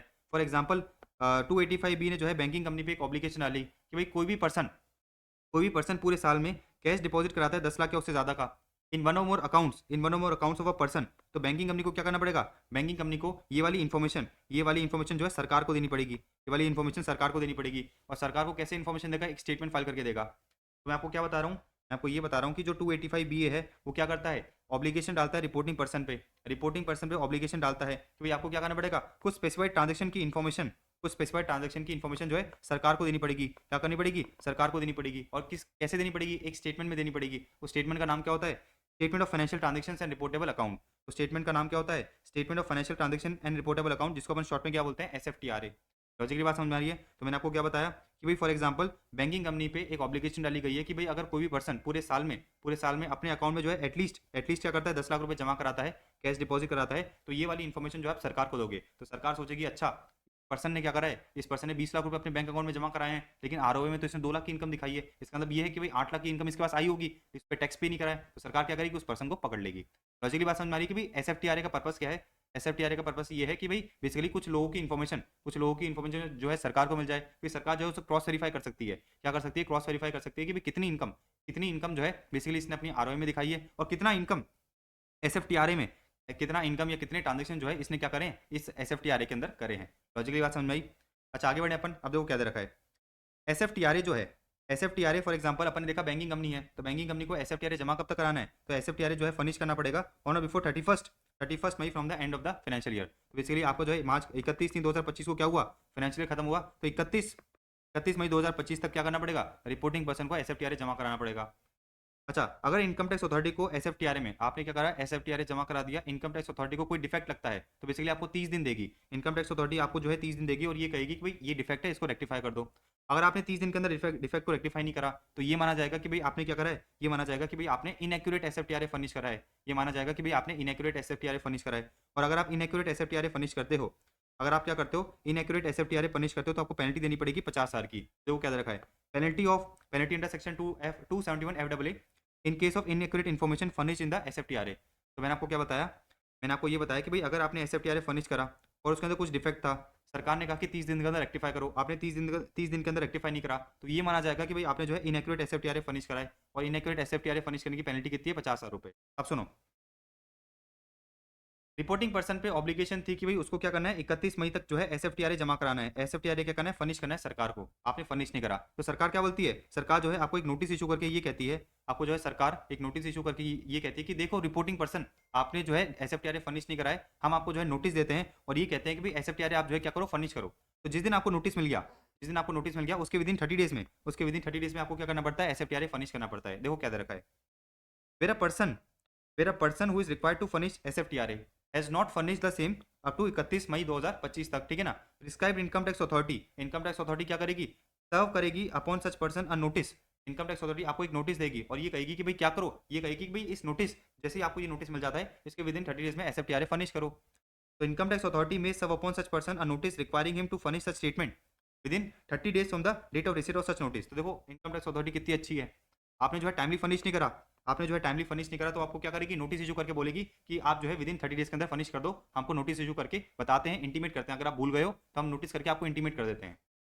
अच्छा, अगर आपने क्या करा, कोई एसएफटीआरए फर्निश करा और अगर आपको लगता है कि भी आपने जो है कुछ गड़बड़ कर दी है, कुछ एरर कर दिए, तो विद इन 30 days में आप क्या कर सकते हो, उसको रेक्टिफाई कर सकते हो। तो क्या रखा है, पर्सन फर्निशिंग एसएफटीआरए shall inform the income tax authority within 30 days any inaccuracy या डिस्क्रिपेंसी। बेसिकली अगर आपको लगता है कि भाई मैंने जो एसएफटीआरए फर्निश करा है उसके अंदर कुछ गड़बड़ कर दी है, उसके अंदर कुछ एरर कर दिए, तो आप इनकम टैक्स अथॉरिटी को विद इन 10 days के अंदर क्या हुआ है, विद इन 10 days के अंदर बोलोगे कि भाई देखो मैंने क्या करा है, कुछ गड़बड़ कर दी है, प्लीज मुझे रेक्टिफाई करने दे दो। बात समझ में आ रही है? मैंने आपको क्या बताया कि भाई अगर आपने जो है एसएफटीआरए फर्निश करा और एसएफटीआरए के अंदर कुछ जो है आपने गड़बड़ कर दी, मिस्टेक कर दी, तो आप इनकम टैक्स अथॉरिटी को विद इन 30 days के अंदर क्या कर सकते हो, विद इन 30 days के अंदर जो है इन्फॉर्म कर सकते हो कि भाई देखो मैंने गड़बड़ करी है, मुझे जो है ठीक करने दे दो। ठीक है, आगे बढ़े। फिर देखो आगे क्या रखा है, आगे मुझे ये बता रखा है कि भाई अगर आपने जो है एसएफटीआरए फर्निश नहीं करा, अगर जो है आपने एसएफटीआरए फर्निश नहीं करा तो आपको पेनल्टी देनी पड़ेगी 500 rupees for every day during the failure continuous. अगर आपने एसएफटीआरए फर्निश नहीं करा तो आपको पेनल्टी देनी पड़ेगी 500 rupees for every day during the failure continuous. अच्छा, एक एग्जांपल समझाता हूँ आपको। प्रीवियस है मेरा 24-25 है, प्रीवियस है मेरा क्या है 24-25, प्रीवियस ईयर का एसएफटीआरए कब तक फर्निश करना पड़ेगा आपको, 31 मई 2025 तक। तो अगर आपने 31 मई 2025 तक फर्निश नहीं करा तो उसके बाद से आपको पेनल्टी कितनी देनी पड़ेगी, 500 रुपये पर डे की पेनल्टी देनी पड़ेगी। अच्छा, अज्यूम करो कि भाई इनकम टैक्स अथॉरिटी ने आपको नोटिस इशू करा और ये कहा कि भाई आपने जो है अभी तक अपना एसएफटीआरए फर्निश नहीं कराए, विद इन 30 days में आप जो है क्या करो, एसएफटीआरए फर्निश करो from the date of receipt of notice. अच्छा, अज्यूम करो कि भाई आपके 30 days एक्सपायर हो रहे हैं 31/10/2025 को। तो बेसिकली अपना प्रोविजन क्या कहता है, अपना प्रोविजन ये कहता है कि भाई अगर आपने 31/5/2025 तक फर्निश नहीं करा तो उसके बाद से जो है 500 रुपये पर डे की पेनल्टी लगना चालू हो जाएगा। और अगर इनकम टैक्स अथॉरिटी ने नोटिस इशू करा था, इनकम टैक्स अथॉरिटी ने नोटिस इशू करा था और आपको ये कहा था कि भाई आप 31/10/2025 तक क्या करो, 31/10/2025 तक जो है अपना क्या करो, एसएफटीआरए फर्निश करो, आपने अभी भी फर्निश नहीं करा, तो ये जैसे ही नोटिस का पीरियड एक्सपायर हुआ ना, इसके अगले दिन से 1000 रुपये पर डे की पेनल्टी लगना चालू हो जाएगा। लॉजिकली बात समझ आ गई? तो देखो पेनल्टी दे रखी है क्या, 500 rupees for every day during the failure continuous, 500 rupees for every day during the failure continuous. अच्छा, अगर आपने एसएफटीआरए फर्निश नहीं करा, even after the notice of income tax department, सरकार कहेगी आपने हमारी तौहीन करी है, आपने जो है हमारी तौहीन करी है। एक तो हम आपको जो है नोटिस करके याद दिला रहे हैं, एक तो जो है हम आपको क्या नोटिस नोटिस देके याद दिला रहे हैं, फिर भी आप फर्निश नहीं कर रहे हो, तौहीन कर रहे हो, पेनल्टी डबल। तो 1000 रुपीज़ फॉर एवरी डे, 1000 रुपये की पेनल्टी लगना चालू हो जाएगा during which the failure continuous from the next day of the time limit specified in the notice. तो टाइम लिमिट के अंदर आपको ये कहा जाएगा कि भाई विद इन 30 days के अंदर फर्निश कर दो। आपने विद इन 30 days के अंदर भी फर्निश नहीं करा तो जैसे ही 31st डे आ रहा है, 31st डे से जो आपकी पेनल्टी है वो 1000 रुपीज़ पर डे की लगना चालू हो जाएगा। डन, इतनी बात आपको समझ में आ गई? इतनी बात जो है आपको समझ में आ गई होगी। अब आगे बढ़ते हैं, देखो क्या दे रखा है। मैंने आपको क्या बताया था, मैंने आपको ये बताया था कि भाई अगर आपने जो है एसएफटीआरए में इनएक्यूरेट इन्फॉर्मेशन फर्निश करी है तो आपको पेनल्टी देनी पड़ेगी 50,000 की। लेकिन अगर कोई फाइनेंशियल इंस्टीट्यूशन है, कोई फाइनेंशियल इंस्टीट्यूशन है, उसने क्या करा, उसने जो है एसएफटीआरए के अंदर इनएक्यूरेट इन्फॉर्मेशन दे दी, उसने क्या करा, एसएफटीआरए के अंदर इनएक्यूरेट इन्फॉर्मेशन दे दी। और ये जो इनएक्यूरेट इन्फॉर्मेशन दी गई है इसका रीजन क्या था, इसका रीजन ये था कि भाई जो आपका अकाउंट होल्डर है, जो आपका क्या है अकाउंट होल्डर है, उसने आपको गलत इन्फॉर्मेशन दी थी। तो where the financial institution provides inaccurate information in the statement and inaccuracy in such statement is due to false या inaccurate information furnished by the account holder. तो आप एक फाइनेंशियल इंस्टीट्यूशन हो, ठीक है ना, बैंक हो, एनबीएफसी हो, आप एक फाइनेंशियल इंस्टीट्यूशन हो, आपने जो है क्या करा, एसएफटीआरए में गलत इन्फॉर्मेशन दे दी। और गलत इन्फॉर्मेशन देने का रीजन क्या था कि भाई आपका अकाउंट होल्डर आपको टोपी में आ गया था, आपका जो अकाउंट होल्डर है उसने आपको गलत इन्फॉर्मेशन दे दी थी। तो सरकार ने कहा था कि भाई आपको जो ध्यान रखना चाहिए था ना, आपको जो है ध्यान रखना चाहिए था, आपने ध्यान रखा नहीं, तो 50,000 के अलावा आपको जो है 5,000 रुपये की और पेनल्टी देनी पड़ेगी। तो 5,000 rupees for every reportable account, 5,000 rupees for every reportable account, तो आपको जो है 5,000 रुपये की और पेनल्टी देनी पड़ेगी। अच्छा, ये फाइनेंशियल इंस्टीट्यूशन क्या कर सकती है, ये फाइनेंशियल इंस्टीट्यूशन जो है अकाउंट होल्डर से पैसा रिकवर कर सकती है। लॉजिक की बात समझ में आ गई? तो हमने फाइनेंशियल इंस्टीट्यूशन को ये कहा कि भाई देखो आप बड़ी बड़ी इंस्टीट्यूशन हो, आपको जो है ध्यान रखना चाहिए था, आपको जो है ड्यू डिलिजेंस एक्सरसाइज करना चाहिए था, आपको जो है अकाउंट होल्डर ही टोपे पे ना गया, आपको जो है अकाउंट होल्डर ही गलत इन्फॉर्मेशन दे गया, आपको जो है 5,000 रुपये की और पेनल्टी देनी पड़ेगी। लेकिन फाइनेंशियल इंस्टीट्यूशन को हमने ये कहा कि चलो ठीक है, कोई दिक्कत नहीं है, अगर आप चाहो तो ये पेनल्टी क्या कर सकते हो, ये पेनल्टी अकाउंट होल्डर से रिकवर कर सकते हो। तो अपन ने एसएफटीआरए की पूरी कहानी समझ ली, अपन ने जो है एसएफटीआरए की पूरी कहानी समझ ली। अब अपन ये देखने जा रहे हैं कि भाई एसएफटीआरए में कौन कौन से ट्रांजेक्शन रिपोर्ट करने होते हैं। तो अगर आप एक बैंकिंग कंपनी हो, कोऑपरेटिव बैंक हो या फिर पोस्ट मास्टर जनरल हो, तो अगर किसी पर्सन ने आपके पास जो है कैश डिपॉजिट कराया 10 लाख या उससे ज़्यादा का, 10 लाख या उससे ज़्यादा का इन वन और more accounts of the same person, तो basically banking company, cooperative bank या पोस्ट मास्टर जनरल को सरकार को इन्फॉर्मेशन देनी पड़ेगी। तो एसएफटीआरए के अंदर उस पर्टिकुलर पर्सन की इन्फॉर्मेशन जाएगी कि भाई इस पर्टिकुलर पर्सन ने जो है करंट ईयर में जो है क्या करा है, 10 लाख से ज़्यादा का पैसा जमा कराया है। अच्छा, कैश डिपॉजिट अपन ने क्या करा है, कैश डिपॉजिट जो है अकाउंट में जमा करा है, लेकिन इस अकाउंट में करंट अकाउंट और टाइम डिपॉजिट अकाउंट अपन इंक्लूड नहीं करेंगे, क्योंकि करंट अकाउंट ऊपर आ रहा है, टाइम डिपॉजिट अकाउंट नीचे आ रहा है। तो देखो हमने क्या कहा, अदर देन करंट अकाउंट और टाइम डिपॉजिट अकाउंट। पहले अपन टाइम डिपॉजिट अकाउंट लिख लेते हैं। तो बैंकिंग कंपनी, कोऑपरेटिव बैंक या पोस्ट मास्टर जनरल या फिर निधि या फिर NBFC who can accept deposit from public. अगर इन लोगों के पास किसी पर्सन ने क्या कराया है, इन लोगों के पास किसी पर्सन ने एक या एक से ज़्यादा एफडी कराई है पूरे साल में, एक या एक से ज़्यादा टाइम डिपॉजिट कराई है of a person aggregating to 10 lakh और more in a financial year, तो बेसिकली ये लोग क्या करेंगे, ये लोग जो है सरकार को इन्फॉर्मेशन देंगे।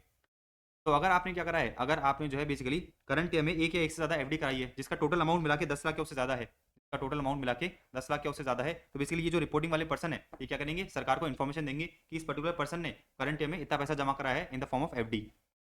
अच्छा, एफडी में हमने क्या एक्सक्लूड कर दिया, एफडी में हमने एक्सक्लूड कर दिया क्या, देखो क्या दे रखा है, other than time deposit made through renewal of another time deposit. तो बेसिकली आपकी एक एफडी थी मैच्योर हो गई, आपने क्या करा उसको रिन्यू करा लिया, वो इसके अंदर कंसिडर नहीं करा जाएगा, इधर अपन नई एफडी की बात कर रहे हैं, न्यू एफडी की बात कर रहे हैं।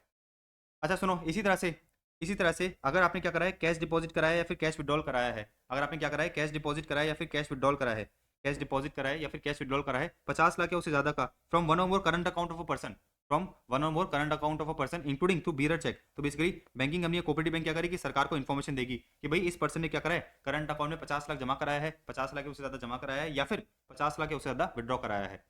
लॉजिकली बात समझ में आ रही है। अच्छा, इसी तरह से अगर आप क्या करते हो, अगर आप जो है प्रीपेड पेमेंट इंस्ट्रूमेंट्स परचेज करते हो, purchase of prepaid payment instruments by the RBI, purchase of prepaid payment instruments issued by the RBI of 10 lakh और more in a financial year in cash, just give me a second. हाँ जी, तो मैं आपको ये बता रहा था कि भाई करंट ईयर में आपने क्या करा है, प्रीपेड पेमेंट इंस्ट्रूमेंट्स परचेज करे हैं जो आरबीआई ने इशू करे थे 10 लाख के उससे ज्यादा के। तो बेसिकली आपने क्या करा है, बैंक से या कोऑपरेटिव बैंक से प्रीपेड इंस्ट्रूमेंट्स परचेज करे हैं 10 लाख या उससे ज्यादा के और कैश में परचेज करे हैं, तो बेसिकली बैंकिंग कंपनी और कोऑपरेटिव बैंक सरकार को बता देगी। इसी तरह से अगर आपने क्या करा है, इसी तरह से अगर आपने बैंक या कोऑपरेटिव बैंक से जो है क्या करा है, बैंक ड्राफ्ट या फिर पे ऑर्डर या फिर बैंकर्स चेक परचेज करा है 10 लाख या उससे ज्यादा का in a financial year in cash, तो ये बैंकिंग कंपनी क्या करेगी, सरकार को चुगली कर देगी, सरकार को बता देगी। आगे बढ़ते हैं। कोई कंपनी है, कोई कंपनी है या फिर कोई इंस्टीट्यूशन है जिसने बॉन्ड से डिबेंचर्स इशू करे हैं, कोई कंपनी है या फिर कोई इंस्टीट्यूशन है जिसने बॉन्ड से डिबेंचर्स इशू करे हैं। अगर किसी पर्सन ने क्या करा है, किसी पर्सन ने 10 लाख या उससे ज्यादा के, किसी पर्सन ने 10 लाख या उससे ज्यादा के, किसी पर्सन ने 10 लाख या उससे ज़्यादा के बॉन्ड्स और डिबेंचर्स इशू परचेज करें हैं, बॉन्ड्स और डिबेंचर्स परचेज करें किसी कंपनी या इंस्टीट्यूशन के, तो कंपनी या इंस्टीट्यूशन सरकार को चुगली कर देगी। तो कंपनी या इंस्टीट्यूशन सरकार को चुगली कर देगी कि भाई XYZ पर्सन ने क्या करा है, मुझसे 10 लाख से ज़्यादा के बॉन्ड्स खरीदे हैं, या XYZ पर्सन ने मुझसे 10 लाख से ज़्यादा के डिबेंचर्स खरीदे हैं। Other then through renewal, renewal वाला अपन हटा देंगे, अदर देन थ्रू रेनुअल, ठीक है ना, अदर देन थ्रू रेनुअल, तो कोई डिबेंचर्स या बॉन्ड्स मैच्योर हो गए तो उसको हमने रिन्यू करा है तो वो इंक्लूड नहीं किया जाएगा। अच्छा, इसी तरह से अगर किसी पर्सन ने करंट ईयर में, किसी पर्सन ने करंट ईयर में 10 लाख या उससे ज़्यादा के करें, किसी पर्सन ने करंट ईयर में 10 लाख या उससे ज़्यादा के शेयर्स खरीदे हैं किसी कंपनी के, किसी पर्सन ने क्या करा है, किसी पर्सन ने करंट ईयर में 10 लाख या उससे ज़्यादा के शेयर्स खरीदे हैं किसी कंपनी के इंक्लूडिंग शेयर एप्लीकेशन मनी, ठीक है ना, इंक्लूडिंग शेयर एप्लीकेशन मनी, तो कंपनी क्या करेगी, कंपनी सरकार को चुगली कर देगी, कंपनी जो है सरकार को चुगली कर देगी कि भाई इस पर्सन ने करंट ईयर में जो है मुझे 10 लाख या उससे ज़्यादा का पैसा दिया है in the form of shares या फिर in the form of share application money. Okay, अगर किसी लिस्टेड कंपनी ने किसी पर्सन से जो है शेयर्स बायबैक करें 10 लाख या उससे ज़्यादा के इन फाइनेंशियल ईयर, तो बेसिकली कंपनी जो है सरकार को चुगली कर देगी कि भाई देखो इस पर्सन के मैंने क्या करा है, इस पर्सन से शेयर्स बायबैक करें, इसको मैंने 10 लाख या उससे ज़्यादा का पैसा दिया है। अच्छा, other than the shares bought in the open market, तो अगर बेसिकली कोई शेयर्स ओपन मार्केट में मतलब लिस्टेड शेयर्स क्या हुए हैं, बायबैक हुए हैं, तो उस केस में सरकार, उस केस में लिस्टेड कंपनी को चुगली करने की जरूरत नहीं है। बात समझ आ गई। किसी म्यूचुअल फंड ने क्या करे थे, अपनी यूनिट्स इशू करी थी, किसी म्यूचुअल फंड ने अपनी यूनिट्स इशू करी थी, ठीक है ना, तो म्यूचुअल फंड ने अपनी क्या करी थी, यूनिट्स इशू करी थी, तो किसी पर्सन ने 10 लाख या उससे ज़्यादा की, 10 लाख या उससे ज़्यादा की क्या करी है, इस म्यूचुअल फंड से यूनिट्स एक्वायर करी है, तो बेसिकली म्यूचुअल फंड क्या करेगी, सरकार को चुगली कर देगी, ये म्यूचुअल फंड क्या करेगी, सरकार को चुगली कर देगी। तो किसी म्यूचुअल फंड की किसी पर्सन ने 10 लाख या उससे ज़्यादा की क्या करी है, यूनिट्स खरीदी है ऑफ वन और more schemes of the mutual fund, तो म्यूचुअल फंड की जो भी स्कीम्स हो उससे फर्क नहीं पड़ता, अगर सारी स्कीम का मिला के अमाउंट 10 लाख या उससे ज़्यादा का है for the purpose of acquiring units, उस केस में म्यूचुअल फंड क्या करेगी, चुगली कर देगी। लेकिन ध्यान रखना, other than the amount receive on account of transfer from one scheme to another, तो बेसिकली अगर हमने क्या करा है, हमने जो है बेसिकली क्या करा है, एक स्कीम से दूसरी स्कीम में, एक स्कीम से दूसरी स्कीम में क्या करा है, अकाउंट को ट्रांसफर करा है, तो वो जो है इधर कवर नहीं किया जाएगा। तो अगर किसी पर्सन ने क्या करा है, म्यूचुअल फंड की 10 लाख या उससे ज़्यादा की यूनिट्स परचेज करी है, तो म्यूचुअल फंड सरकार को चुगली कर देगी कि देखो इस पर्सन ने क्या करा है, इस पर्सन ने जो है मुझसे 10 लाख या उससे ज़्यादा की यूनिट्स खरीदी है। अच्छा, अगर किसी पर्सन ने क्या करा है, अगर किसी पर्सन ने जो है फॉरेन करेंसी परचेज करी है, अगर किसी पर्सन ने क्या करा है, फॉरेन करेंसी परचेज करी है, अगर पर्सन ने क्या करा है, किसी पर्सन ने फॉरेन करेंसी परचेज करी है 10 लाख या उससे ज़्यादा की इन फाइनेंशियल ईयर, तो ये जो ऑथराइज पर्सन है, ये जो ऑथराइज पर्सन है मतलब जिसने आपको क्या करा है, फॉरेन करेंसी बेची, वो सरकार को चुगली कर देगा। तो देखो क्या दे रखा है, receipt from any person for the sale of foreign currency including any credit of such currency to the foreign exchange card, मतलब इस ऑथराइज पर्सन ने क्या करा है, इस ऑथराइज पर्सन ने जो है पैसा रिसीव करा है, 28% ने पैसा रिसीव करा है for the sale of foreign currency, मतलब सामने वाले ने परचेज करी होगी। तो अगर किसी पर्सन ने जो है करंट में फॉरेन करेंसी परचेज करी है किसी ऑथराइज डीलर से 10 लाख या उससे ज़्यादा की, तो ये जो ऑथराइज डीलर है क्या करेगा, चोरी कर देगा। अच्छा, हो सकता है कि भाई इस ऑथराइज डीलर ने क्या करा हो, इस ऑथराइज डीलर ने जो है पैसा, इस ऑथराइज डीलर ने जो पैसा है वो क्या कराओ, क्रेडिट कराओ फॉरेन एक्सचेंज कार्ड में। इस ऑथराइज डीलर ने क्या करा है, पैसा क्रेडिट करा है आपके फॉरेन एक्सचेंज कार्ड में। तो उस केस में भी जो है इस ऑथराइज पर्सन को क्या करना पड़ेगा, चुकती करना पड़ेगा सरकार को कि भाई देखो इस पर्सन ने जो है मुझसे फॉरेन करेंसी परचेज करी है 10 लाख या उससे ज़्यादा की। अच्छा, रजिस्ट्रार या सब रजिस्ट्रार सरकार को बताएगा, रजिस्ट्रार या सब रजिस्ट्रार या फिर सब रजिस्ट्रार सरकार को चोरी करेगा, बताएगा कि भाई कौन सा ऐसा पर्सन है, कौन से पर्सन ने परचेज करी है फिर सेल करी है कोई इमूवेबल प्रॉपर्टी 30 लाख या उससे ज़्यादा की। तो रजिस्ट्रार है या फिर सब रजिस्ट्रार है, ये बेसिकली सरकार को बताएगा कि करंट टाइम में कौन कौन ऐसे पर्सन है जिन लोगों ने क्या करा है, इमूवेबल प्रॉपर्टी को परचेज या सेल करा है जिसकी वैल्यू 30 लाख या उससे ज़्यादा की थी, या फिर जिसकी एचडीवी 30 लाख या उससे ज़्यादा की थी। दोनों में से कोई भी कंडीशन सेटिस्फाई हो गई तो रजिस्ट्रार या सब रजिस्ट्रार चुगली कर देगा। तो बेसिकली सरकार को इन्फॉर्मेशन मिल जाएगी कि भाई कौन कौन से ऐसे पर्सन है जो करंट ईयर में, जिन लोगों ने करंट ईयर में इमूवेबल प्रॉपर्टी को परचेज कराया या फिर सेल कराया 30 लाख या उससे ज्यादा का, या फिर जिसकी एचडीवी 30 लाख या उससे ज्यादा की थी। अब सुनो, अगर किसी person which is liable to tax audit, अगर कोई पर्सन है जो बेसिकली करंट ईयर में जिसको टैक्स ऑडिट करानी है, उसने क्या करा है, गुड्स एंड सर्विसेज बेची है और 2 लाख से ज्यादा का कैश पेमेंट रिसीव करा है, तो उसको क्या करना पड़ेगा, सरकार को चुगली करनी पड़ेगी। तो receipt of cash payment exceeding 2 lakh for the sale by any person of the goods and services of any nature. तो अगर किसी पर्सन ने जिसको जो है 44 AB के अंदर टैक्स ऑडिट करानी है, उसने क्या करा है, किसी दूसरे पर्सन को माल बेचा है, गुड्स एंड सर्विसेज बेची है, और सामने वाले पर्सन ने अगर 2 लाख से ज़्यादा का अमाउंट कैश में दे दिया है, तो बेसिकली आपको सरकार को चुगली करना पड़ेगा। तो receipt of cash payment exceeding 2 lakh for sale by any person of the goods and services of any nature. तो किसी पर्सन ने जिसको टैक्स ऑडिट करानी थी, उसने क्या करा है, गुड्स एंड सर्विसेज बेचे हैं और पेमेंट 2 लाख से ज़्यादा का कैश में रिसीव कर दिया है, 2 लाख से ज़्यादा का पेमेंट जो है कैश में रिसीव कर दिया। तो इस पर्सन को चुगली करनी पड़ेगी सरकार को कि देखो सामने वाले बंदे ने जो है मुझे 2 लाख से ज़्यादा का कैश अमाउंट दिया है for the sale of goods and services जो मैंने उसको बेचे थे। बात समझ में आई। अच्छा, इसी तरह से कोई बैंक है, कोई कोऑपरेटिव बैंक है, या कोई फाइनेंशियल इंस्टीट्यूशन है जिसने आपको जो है क्रेडिट कार्ड इशू कर रखा है, अगर आपने क्या करा, पेमेंट कर दिया, payment made by any person of an amount या aggregate amount against the bills raised in respect of one और more credit card issue to that person. Basically bank ने जो है क्या कर रखा था, आपको क्रेडिट कार्ड इशू कर रखा था। अब क्या करा आपने, क्रेडिट कार्ड को एंजॉय करके मस्त पेमेंट कर लिया। अब बैंक को आपको पेमेंट ही तो करना पड़ेगा ना, आपने क्रेडिट कार्ड को एंजॉय करके मस्त परचेज करा, पेमेंट कर दिया। अब बैंक क्या करेगी, आपको जो है बिल रेज करेगी, आपको क्या करना पड़ेगा, बैंक को रिपेमेंट करना पड़ेगा। तो अगर आपने 1 लाख से ज़्यादा का 1 लाख या उससे ज़्यादा का अमाउंट कैश में रिपे कर दिया, या फिर पूरे साल में 10 लाख या उससे ज़्यादा का अमाउंट, पूरे साल में 10 लाख या उससे ज़्यादा का अमाउंट बाय एनी मोड, अगर किसको रिपे करा है, बैंक को रिपे करा है, कोऑपरेटिव बैंक को रिपे करा है, या फिर किसी भी इंस्टीट्यूशन को रिपे करा है, तो उस केस में ये जो बैंक है, ये जो कोऑपरेटिव बैंक है या फिर फाइनेंशियल इंस्टीट्यूशन है जिसने आपको क्रेडिट कार्ड इशू कर रखा है, वो सरकार को चुगली कर देगी। लॉजिकली बात समझ आ रही है। तो आपको जो है बैंक ने क्या कर रखा था, क्रेडिट कार्ड इशू कर रखा था, आपने जो है क्रेडिट कार्ड को यूज करके मस्त क्या करा, पूरे साल में मस्त परचेजेस करी। अब सीधी सी बात है, बैंक क्या करेगी, बिल रेज करेगी, आपको जो है बैंक को पेमेंट करना पड़ेगा। तो अगर आपने जो है बैंक को एटलीस्ट 1 लाख का पेमेंट कर दिया कैश में, या फिर पूरे साल में 10 लाख का पेमेंट करा है, एटलीस्ट 10 लाख का पेमेंट करा है बाय एनी मोड, तो बेसिकली ये क्या करेगी, सरकार को चोरी कर देगी। तो मोटा याद करने का तरीका क्या है, याद करने का तरीका है 10 लाख की आपको लिमिट याद करनी है, 10 लाख की लिमिट याद करनी है। बस चेंज कहाँ पर आएगा, इमूवेबल प्रॉपर्टी के केस में जो है 30 लाख का चेंज आ जाएगा, और गुड्स एंड सर्विसेज केस में 2 लाख का चेंज आएगा, बाकी सारे केसेस में 10 लाख है, राइट। याद करने का तरीका क्या है, याद करने का तरीका बेसिकली 10 लाख है। याद करने का तरीका क्या है, 10 लाख है। बस याद रखना, क्रेडिट कार्ड के केस में 1 लाख वाला पॉइंट भी आ जाएगा, क्रेडिट कार्ड वाले केस में 1 लाख वाला पॉइंट भी आ जाएगा, और एक ये जो करंट अकाउंट है यहाँ पर 50 लाख आ जाएगा, ठीक है ना। तो ये 4 एक्सेप्शन ध्यान रखने अपने को, 4 एक्सेप्शन ध्यान रखने, बाकी सब में जो है 10 लाख की लिमिट है। 4 एक्सेप्शन कौन कौन से हैं, एक तो ये इमूवेबल प्रॉपर्टी का है जहाँ पर 30 लाख है, एक गुड्स एंड सर्विसेज का है जहाँ पर 2 लाख है, एक क्रेडिट कार्ड का है जहाँ पर 1 लाख है, और एक करंट अकाउंट का है, जहाँ पर क्या है 50 लाख है। डन। तो अपना SFTRA वाला कंसेप्ट पूरा हो गया। SFTRA वाला अपने जो है पूरा कंसेप्ट देख लिया। इसमें इंपॉर्टेंट क्या है, इसमें इंपॉर्टेंट ये पेनल्टी है, और ये जो नीचे पेनल्टी देखिए ये भी क्या है, इंपॉर्टेंट है। ये दोनों पेनल्टीज क्या है, इंपॉर्टेंट है। अब सुनो, दो छोटे से टॉपिक समझना। सेक्शन 277 क्या बोलता है, सेक्शन 277 मुझे ये बताता है कि जो सेंट्रल गवर्नमेंट है, सरकार है, आपका नाम पब्लिश कर सकती है, आपका एड्रेस पब्लिश कर सकती है। तो सरकार जो है आपका नाम और एड्रेस क्या कर सकती है, पब्लिश कर सकती है। CG can publish the name and address of any SSC and other particulars relating to any proceeding or prosecutions. Basically आपका जो भी क्या है, आपका जो भी नाम है, आपका जो भी एड्रेस है, आपके जो भी कांड है, आपने जो भी कांड कर रखा है, उसको क्या करेगी सरकार, पब्लिश कर देगी। पब्लिश करने का मतलब है क्या, पब्लिकली जो है क्या कर देगी, न्यूज़पेपर में छाप देगी, मीडिया में बता देगी। अगर सेंट्रल गवर्नमेंट को लगता है कि भाई ये जरूरी है in public interest to do so, तो central government can publish the name and address of any SSC and other particulars relating to any proceeding या प्रोसिक्यूशंस। अगर उसको लगता है कि भाई पब्लिक इंटरेस्ट में करना ये जरूरी है। लेकिन ध्यान रखना, पब्लिकेशन नहीं कर सकती, however no such publication, publication नहीं कर सकती until the time for presenting the appeal has expired. Basically ये लोग कह रहे हैं कि भाई सेंट्रल गवर्नमेंट क्या नहीं कर सकती, पब्लिश नहीं कर सकती जब तक कि अपील का टाइम लिमिट खत्म नहीं हो जाता, या फिर अगर आपने अपील कर रखी है, अगर सामने वाले ने अपील कर दी है, तो जब तक कि अपील डिस्पोज ऑफ नहीं हो जाती, or until the appeal if presented has been dispose of. तब सरकार, आपको बात समझ में आई, आपको ये बात समझ में आ गई होगी कि भाई सरकार जो है पब्लिश कर सकती है आपका नाम, एड्रेस या फिर आपका जो भी कांड है, लेकिन लेकिन सरकार पब्लिश नहीं कर सकती अगर आपका जो है अपील करने का टाइम लिमिट अभी तक एक्सपायर नहीं हुआ है, या फिर अगर आपने अपील कर दी है, ऑलरेडी अपील कर दी है, तो जब तक कि आपकी अपील डिस्पोज ऑफ नहीं हो जाती तब तक जो है सरकार पब्लिश नहीं कर सकती। अच्छा, आपने अगर आर्टिकलशिप अच्छी तरह करी है तो आपने जो है फॉर्म 26 से इसका नाम सुना होगा, फॉर्म 26 से इसका नाम सुना होगा। तो देखो फॉर्म 26 से मोटा मोटा क्या होता है मैं समझा देता हूँ। आपका करंट ईयर में जितना भी टीडीएस टीसीएस कटा है, आपका करंट ईयर में जितना भी टीडीएस टीसीएस कटा है, आपने करंट ईयर में जितना भी एडवांस टैक्स जमा कराया है, वो कहाँ पर रिफ्लेक्ट कर दिया जाता है, वो आपके जो है 26 एस के अंदर रिफ्लेक्ट हो जाता है, वो जो है आपके 26 एस के अंदर रिफ्लेक्ट कर दिया जाता है। तो अगर आपने प्रैक्टिकल लाइफ में पढ़ा होगा, प्रैक्टिकल लाइफ कर रखा होगा, प्रैक्टिकल लाइफ में जो है आर्टिकलशिप ढंग से करी होगी, तो आपको जो है फॉर्म 26 से इसका नाम बहुत बार सुना होगा।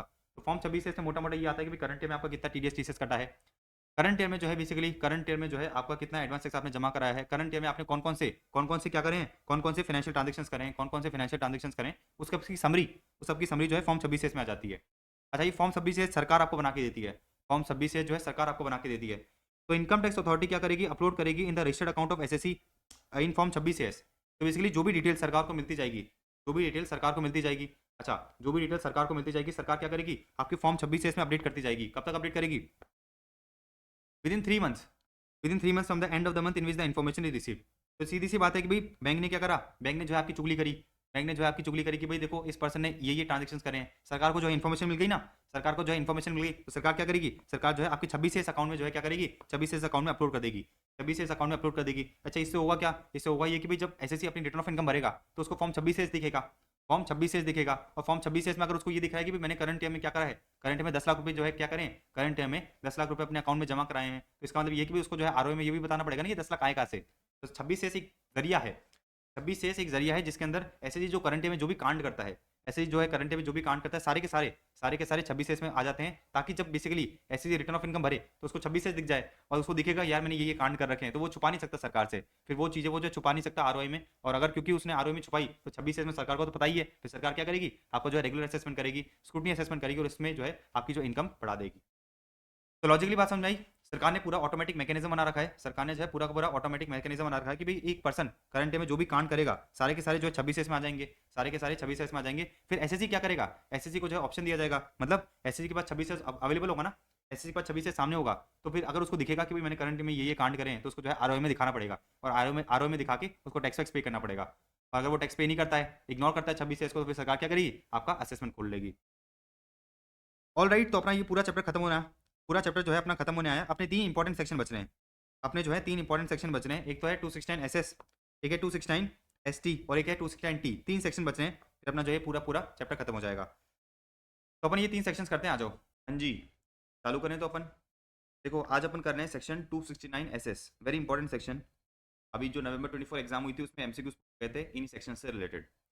ये मुझे कहता है कि भाई अगर आपको जो है किसी से लोन लेना है, डिपॉजिट लेना है, या फिर स्पेसिफाइड सम लेना है, तो अगर आपको जो है 20,000 या उससे ज़्यादा का लेना है तो आप कैश में नहीं ले सकते। क्या समझा आपने, no person shall take or accept any loan, deposit या स्पेसिफाइड सम, इसको अपन शॉर्ट में क्या बोलेंगे, एलडीएस। तो अगर आप जो है किसी से एलडीएस लेना चाहते हो और अगर वो 20,000 या उससे ज़्यादा का है तो आप कैश में नहीं ले सकते। No person shall take or accept any LDS from any other person in cash, आप कैश में नहीं ले सकते अगर अमाउंट जो है 20,000 या उससे ज़्यादा का है। तो देखो क्या दे रखा है, amount of such LDS, amount of such LDS 20,000 या उससे ज़्यादा का है। तो देखो क्या दे रखा है, अगर मैं जो है किसी से 21,000 का लोन लेना चाहता हूँ, अगर मैं किसी दूसरे पर्सन से 21,000 का क्या लेना चाहता हूँ, लोन लेना चाहता हूँ, तो क्या मैं कैश में ले सकता हूँ, क्या कैश में नहीं ले सकते।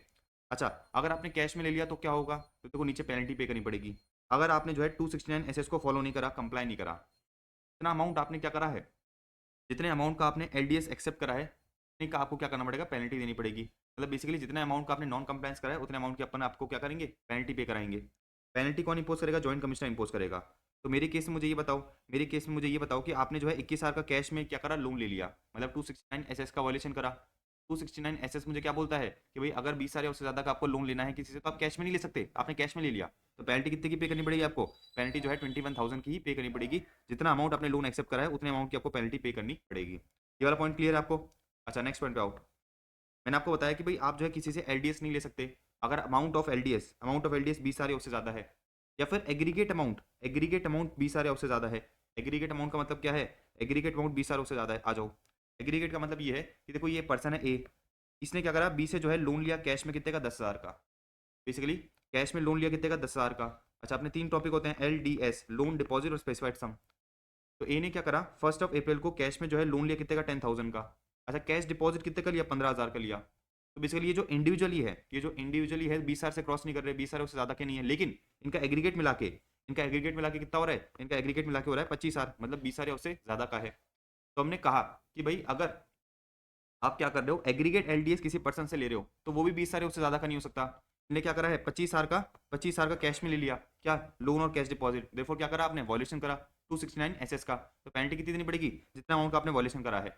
25,000 का आपने क्या करा है, 25,000 का आपने जो है 25,000 का आपने एक्सेप्ट करा है कैश में, 25,000 की आपको पेनल्टी देनी पड़ेगी। लॉजिकली बात समझ में आई? वापस समझना, आप जो है अगर एलडीएस लेना चाहते हो तो 20,000 उससे ज्यादा का नहीं हो सकता। एग्रीगेट अमाउंट तीनों को मिला के भी जो है 20,000 उससे ज्यादा का नहीं हो सकता। ये वाला पॉइंट समझ में आ गया? अच्छा ये वाला पॉइंट समझना। अच्छा उससे पहले मैं आपको समझाता हूँ कि भाई स्पेसिफाइड सम का मतलब क्या होता है। तो स्पेसिफाइड सम का बहुत सिंपल सा मतलब ये है कि भाई आप जो है अपनी इमूवेबल प्रॉपर्टी को ट्रांसफर कर रहे हो। तो जब आप क्या करोगे, अपनी इमूवेबल प्रॉपर्टी को ट्रांसफर करोगे तो सामने वाला बंदा आपको पैसा देगा, सील कंसेशन का पैसा देगा। तो सरकार कहती है कि अगर आप क्या कर रहे हो, अपनी आईपी को, इमूवेबल प्रॉपर्टी को ट्रांसफर कर रहे हो, तो सामने वाला बंदा जो आपको एडवांस देगा या फिर जो भी आपको सील कंसेशन देगा, अगर वो 20,000 उससे ज्यादा का है तो कैश में नहीं दे सकता। तो मीनिंग ऑफ स्पेसिफाइड सम का मतलब क्या है, any sum of money receivable, जो पैसा आपको मिलना है एज अ एडवांस या अदरवाइज, भाई वो आपको एडवांस दे रहा है या फिर आपको जो है सेल कंसेशन दे रहा है। दोनों ही केस में अगर 20,000 उससे ज्यादा का है तो आपको जो है कैश में नहीं मिल सकता। Any sum of money receivable whether as advance और otherwise in relation to transfer of immovable property whether और not the transfer takes place. भाई ट्रांसफर एक्चुअल में हुआ है कि नहीं हुआ है उससे फर्क नहीं पड़ता। अगर आपने एडवांस ले लिया तो 20,000 उससे ज्यादा कैश में नहीं ले सकते। अगर आपने प्रॉपर्टी ट्रांसफर करी, उसने आपको पैसा दे दिया, 20,000 उससे ज्यादा का दिया, तो भी जो है आप कैश में नहीं ले सकते। Logical, very easy. अच्छा ये सेकंड वाला पॉइंट समझाते हैं आपको। सेकंड वाला पॉइंट मुझे ये कहता है कि भाई अगर अगर आप क्या कर रहे हो, किसी पर्सन से लोन लेना चाहते हो, अगर आप जो है किसी पर्सन से क्या करना चाहते हो, लोन लेना चाहते हो, अगर जो है आप किसी पर्सन से लोन लेना चाहते हो और आपने जो है उससे पहले कभी लोन ले रखा था, तो फॉर एग्जाम्पल अपन एज्यूम करते हैं कि भाई जो ये जो है फिफ्थ ऑफ अप्रैल को जो है 10,000 का लोन लेना चाहता है, किससे, बी से। लेकिन ए ने जो है क्या कर रखा था, 1 अप्रैल को बी से लोन ले रखा था 22,000 का, और वो क्या है, अनपेड है। बेसिकली अपना लॉ ये कहता है कि अगर आप जो है किसी से लोन लेना चाहते हो और आपने पहले कोई लोन ले रखा था बी से, जो अभी क्या है, अनपेड है, तो जो अनपेड अमाउंट है वो 20,000 उससे ज्यादा का है। अनपेड अमाउंट 20,000 उससे ज्यादा का है, तो आप 1 रुपया भी कैश में नहीं ले सकते। आप क्या नहीं कर सकते, 1 रुपया भी आप कैश में नहीं ले सकते। तो आपको मोटा मोटा क्या ध्यान रखना है कि भाई अगर मैंने पहले किसी से लोन ले रखा था वो अनपेड है और उसका अमाउंट 20,000 उससे ज्यादा है, मतलब जो अमाउंट अनपेड है, जो भी मैंने पे नहीं करा है, उसका अमाउंट 20,000 उससे ज्यादा है, तो मैं बी से, मतलब दूसरे वाले पर्सन से जिससे मैंने लोन ले रखा था, उससे आप 1 रुपया भी कैश में नहीं ले सकता। 1 रुपया भी कैश में नहीं ले सकता। तो मैंने आपको ये बताया कि 1 अप्रैल को लोन अनपेड था 22,000 का। अच्छा 5 अप्रैल को मैं 10,000 रुपये जो है कैश में ले लिया मैं आपको क्या बताया, लॉ मुझे क्या कहता है कि 1 रुपया भी कैश में नहीं ले सकते। 1 रुपया भी कैश में नहीं ले सकते, पढ़ो। नो पर्सन, आप जो है एलडीएस एक्सेप्ट नहीं कर सकते कैश में। आप जो है एलडीएस एक्सेप्ट कर ही नहीं सकते कैश में अगर अनपेड अमाउंट जो है 20,000 उससे ज्यादा का है। बात समझ में आ गई? तो इस केस में क्या हुआ, इस केस में जो है आप 1 रुपया भी कैश में एक्सेप्ट नहीं कर सकते थे, लेकिन आपने भाई ने क्या करा, 10,000 रुपये कैश में एक्सेप्ट कर लिए। पेनल्टी कितनी पे करनी की पड़ेगी, पेनल्टी जो है आपको 10,000 की पे करनी पड़ेगी। ये बात समझ में आ गया? ये बात आपको समझ में आ गया? तो ये वाला पॉइंट हो गया अपना। देखो क्या रखा है, on the date of taking or accepting such LDS, जिस दिन आप लोन डिपॉजिट स्पेसिफाइड सम लेना चाहते हो, कोई एलडीएस जो आपने पहले ले रखा था, देखो क्या रखा है, कोई एलडीएस जो आपने पहले ले रखा था वो अनपेड है, क्या है, अनपेड है। और अनपेड अमाउंट एग्रीगेट या अमाउंट या फिर एग्रीगेट अमाउंट रिमेनिंग अनपेड 20,000 उससे ज्यादा का है, अमाउंट या फिर एग्रीगेट अमाउंट अनपेड 20,000 उससे ज्यादा का है, तो क्या होगा, आप जो है 1 रुपया भी कैश में नहीं ले सकते।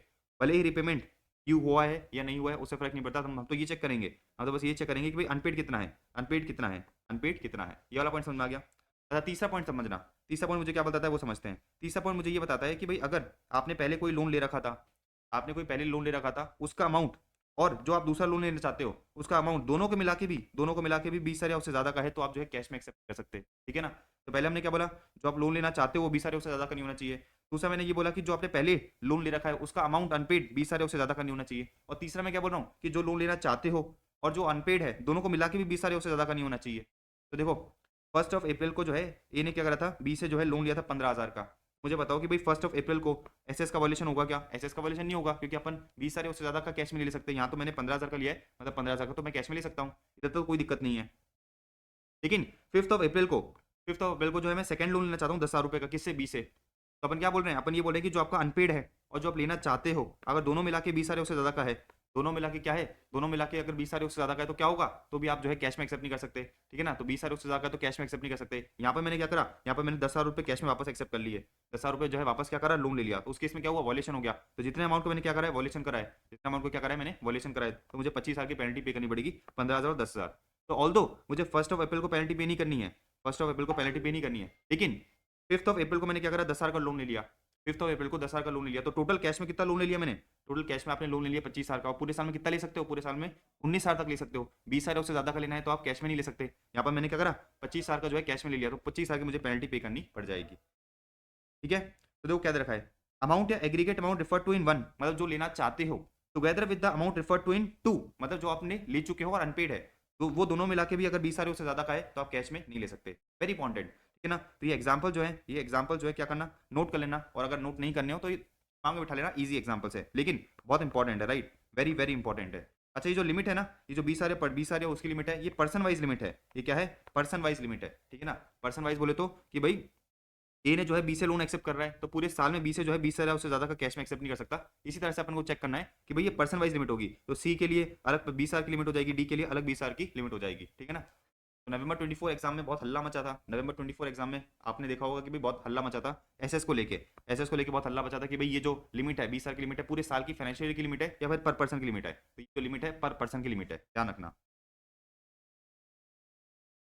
ओके, तो ये हो गया 269 एसएस, समझ में आ गई कहानी। अब सुनो, किस पे 269 एसएस नहीं लगता, नॉन एप्लीकेबिलिटी ऑफ 269 एसएस। ये लोग कह रहे हैं कि भाई अगर एलडीएस किसने एक्सेप्ट करा है, अगर एलडीएस एक्सेप्ट करा है, किसने? एलडीएस एक्सेप्टेड बाय गवर्नमेंट या फिर एलडीएस एक्सेप्टेड फ्रॉम, अगर मैंने एक्सेप्ट करा है या फिर एक्सेप्ट कर रहा हूँ किसी से, तो फॉर एग्जाम्पल अगर मैं गवर्नमेंट ने क्या करा है, गवर्नमेंट ने एलडीएस एक्सेप्ट करा है 20,000 उससे ज्यादा का कैश में, तो गवर्नमेंट पे जो है वॉल्यूशन नहीं होगा, गवर्नमेंट को पेनल्टी देने की जरूरत नहीं है। अगर गवर्नमेंट से एक्सेप्ट कर रहा हूँ, ठीक है ना, तो loan accepted from and by दोनों आ रहा है, loan accepted from and by. तो अगर गवर्नमेंट एक्सेप्ट कर रही है, गवर्नमेंट क्या कर रही है, एक्सेप्ट कर रही है, या फिर गवर्नमेंट से कोई पर्सन एक्सेप्ट कर रहा है, तो बेसिकली 269 एसएस नहीं लगेगा। तो non applicability of 269 SS, loan LDS accepted from, ठीक है ना, मतलब एक्सेप्ट कर रहा हूँ गवर्नमेंट से या फिर एक्सेप्टेड बाय गवर्नमेंट, ठीक है ना, गवर्नमेंट एक्सेप्ट करिए, तो दोनों केस में एसएस नहीं लगेगा। तो गवर्नमेंट हो गया, बैंकिंग कंपनी हो गया, पोस्ट ऑफिस सेविंग बैंक हो गया, कोऑपरेटिव बैंक हो गया, corporation establish by central state और प्रोविंशियल एक्ट और बाय और एनी गवर्नमेंट कंपनी हो गया। इतनी बात आपको समझ में आ गई, इतनी बात जो है आपको समझ में आ गई होगी। अब सुनो, नॉन एप्लीकेबिलिटी क्लियर है कि भाई अगर banking company, government, post office saving bank, cooperative bank या फिर एनी कॉर्पोरेशन एक्सेप्ट कर रही है या फिर इन लोगों से एक्सेप्ट करा है किसी पर्सन ने, दोनों ही केस में एसएस का वॉल्यूशन नहीं होगा। अच्छा सुनो, ये जो 20,000 की लिमिट है, ये जो 20,000 की लिमिट है कितनी हो जाएगी? 2 लाख हो जाएगी। ये जो 20,000 की लिमिट है 2 लाख हो जाएगी, किसके केस में? तो higher limit of 2 lakh is applicable in case of deposit और लोन, किसके केस में? Such deposit is accepted by the primary agriculture credit society, अगर डिपॉजिट कौन एक्सेप्ट कर रहा है? Primary agriculture credit society accept कर रही है, तो उस केस में 20,000 की लिमिट 2 लाख हो जाएगी। या फिर डिपॉजिट किसने एक्सेप्ट करा है? Deposit is accepted by primary cooperative agriculture and rural development bank from its member. तो बेसिकली पीएसीएस एंड पीसीएआरडी अगर क्या कर रही है, लोन या डिपॉजिट एक्सेप्ट कर रही है, तो उसके केस में 20,000 की लिमिट 2 लाख हो जाएगी। अच्छा, या फिर loan is taken from, loan is taken from, loan is taken from PACS, PACS बोले तो loan is taken from PACS primary agriculture credit society, तो loan is taken from PACS या फिर पीसीएआरडी, पीसीएआरडी बोले तो primary agriculture, primary cooperative agriculture and rural development bank, तो loan is taken from, loan is taken from this cooperative society by its member. बात समझ आ गई? तो अगर कोऑपरेटिव सोसाइटी एक्सेप्ट कर रही है तो 20,000 की लिमिट कितनी हो जाएगी? 20,000 की लिमिट कितनी हो जाएगी? 2 लाख हो जाएगी। कोऑपरेटिव सोसाइटी से उसका मेंबर एक्सेप्ट कर रहा है, कोऑपरेटिव सोसाइटी से उसका मेंबर लोन ले रहा है, तो 20,000 की लिमिट कितनी हो जाएगी? 20,000 की लिमिट हो जाएगी 2 लाख। लॉजिकल, ये बात आपको समझ में आ गई? अब सुनो,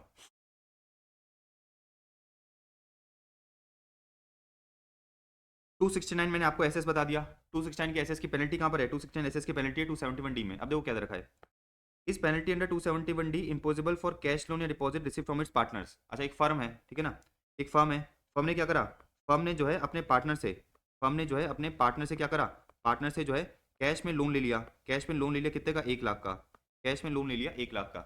तो फर्म के हाथ में, फर्म के हाथ में क्या 269 एसएस लगा दें अपन? फर्म के हाथ में क्या अपन 269 एसएस लगा दें? आंसर है नहीं। क्यों नहीं? क्योंकि जो फर्म है, क्योंकि जो फर्म है और जो पार्टनर्स हैं उनकी सेपरेट लीगल एंटिटी नहीं होती, तो फर्म और जो पार्टनर्स है उनकी सेपरेट लीगल एंटिटी नहीं होती। आपको पता है कि भाई फर्म और पार्टनर जो है एक ही यूनिट मानी जाती है, राइट? जैसे कंपनी की सेपरेट लीगल एंटिटी होती है, एलएलपी की सेपरेट लीगल एंटिटी होती है, इसी तरह से फर्म और पार्टनर की सेपरेट लीगल एंटिटी नहीं होती।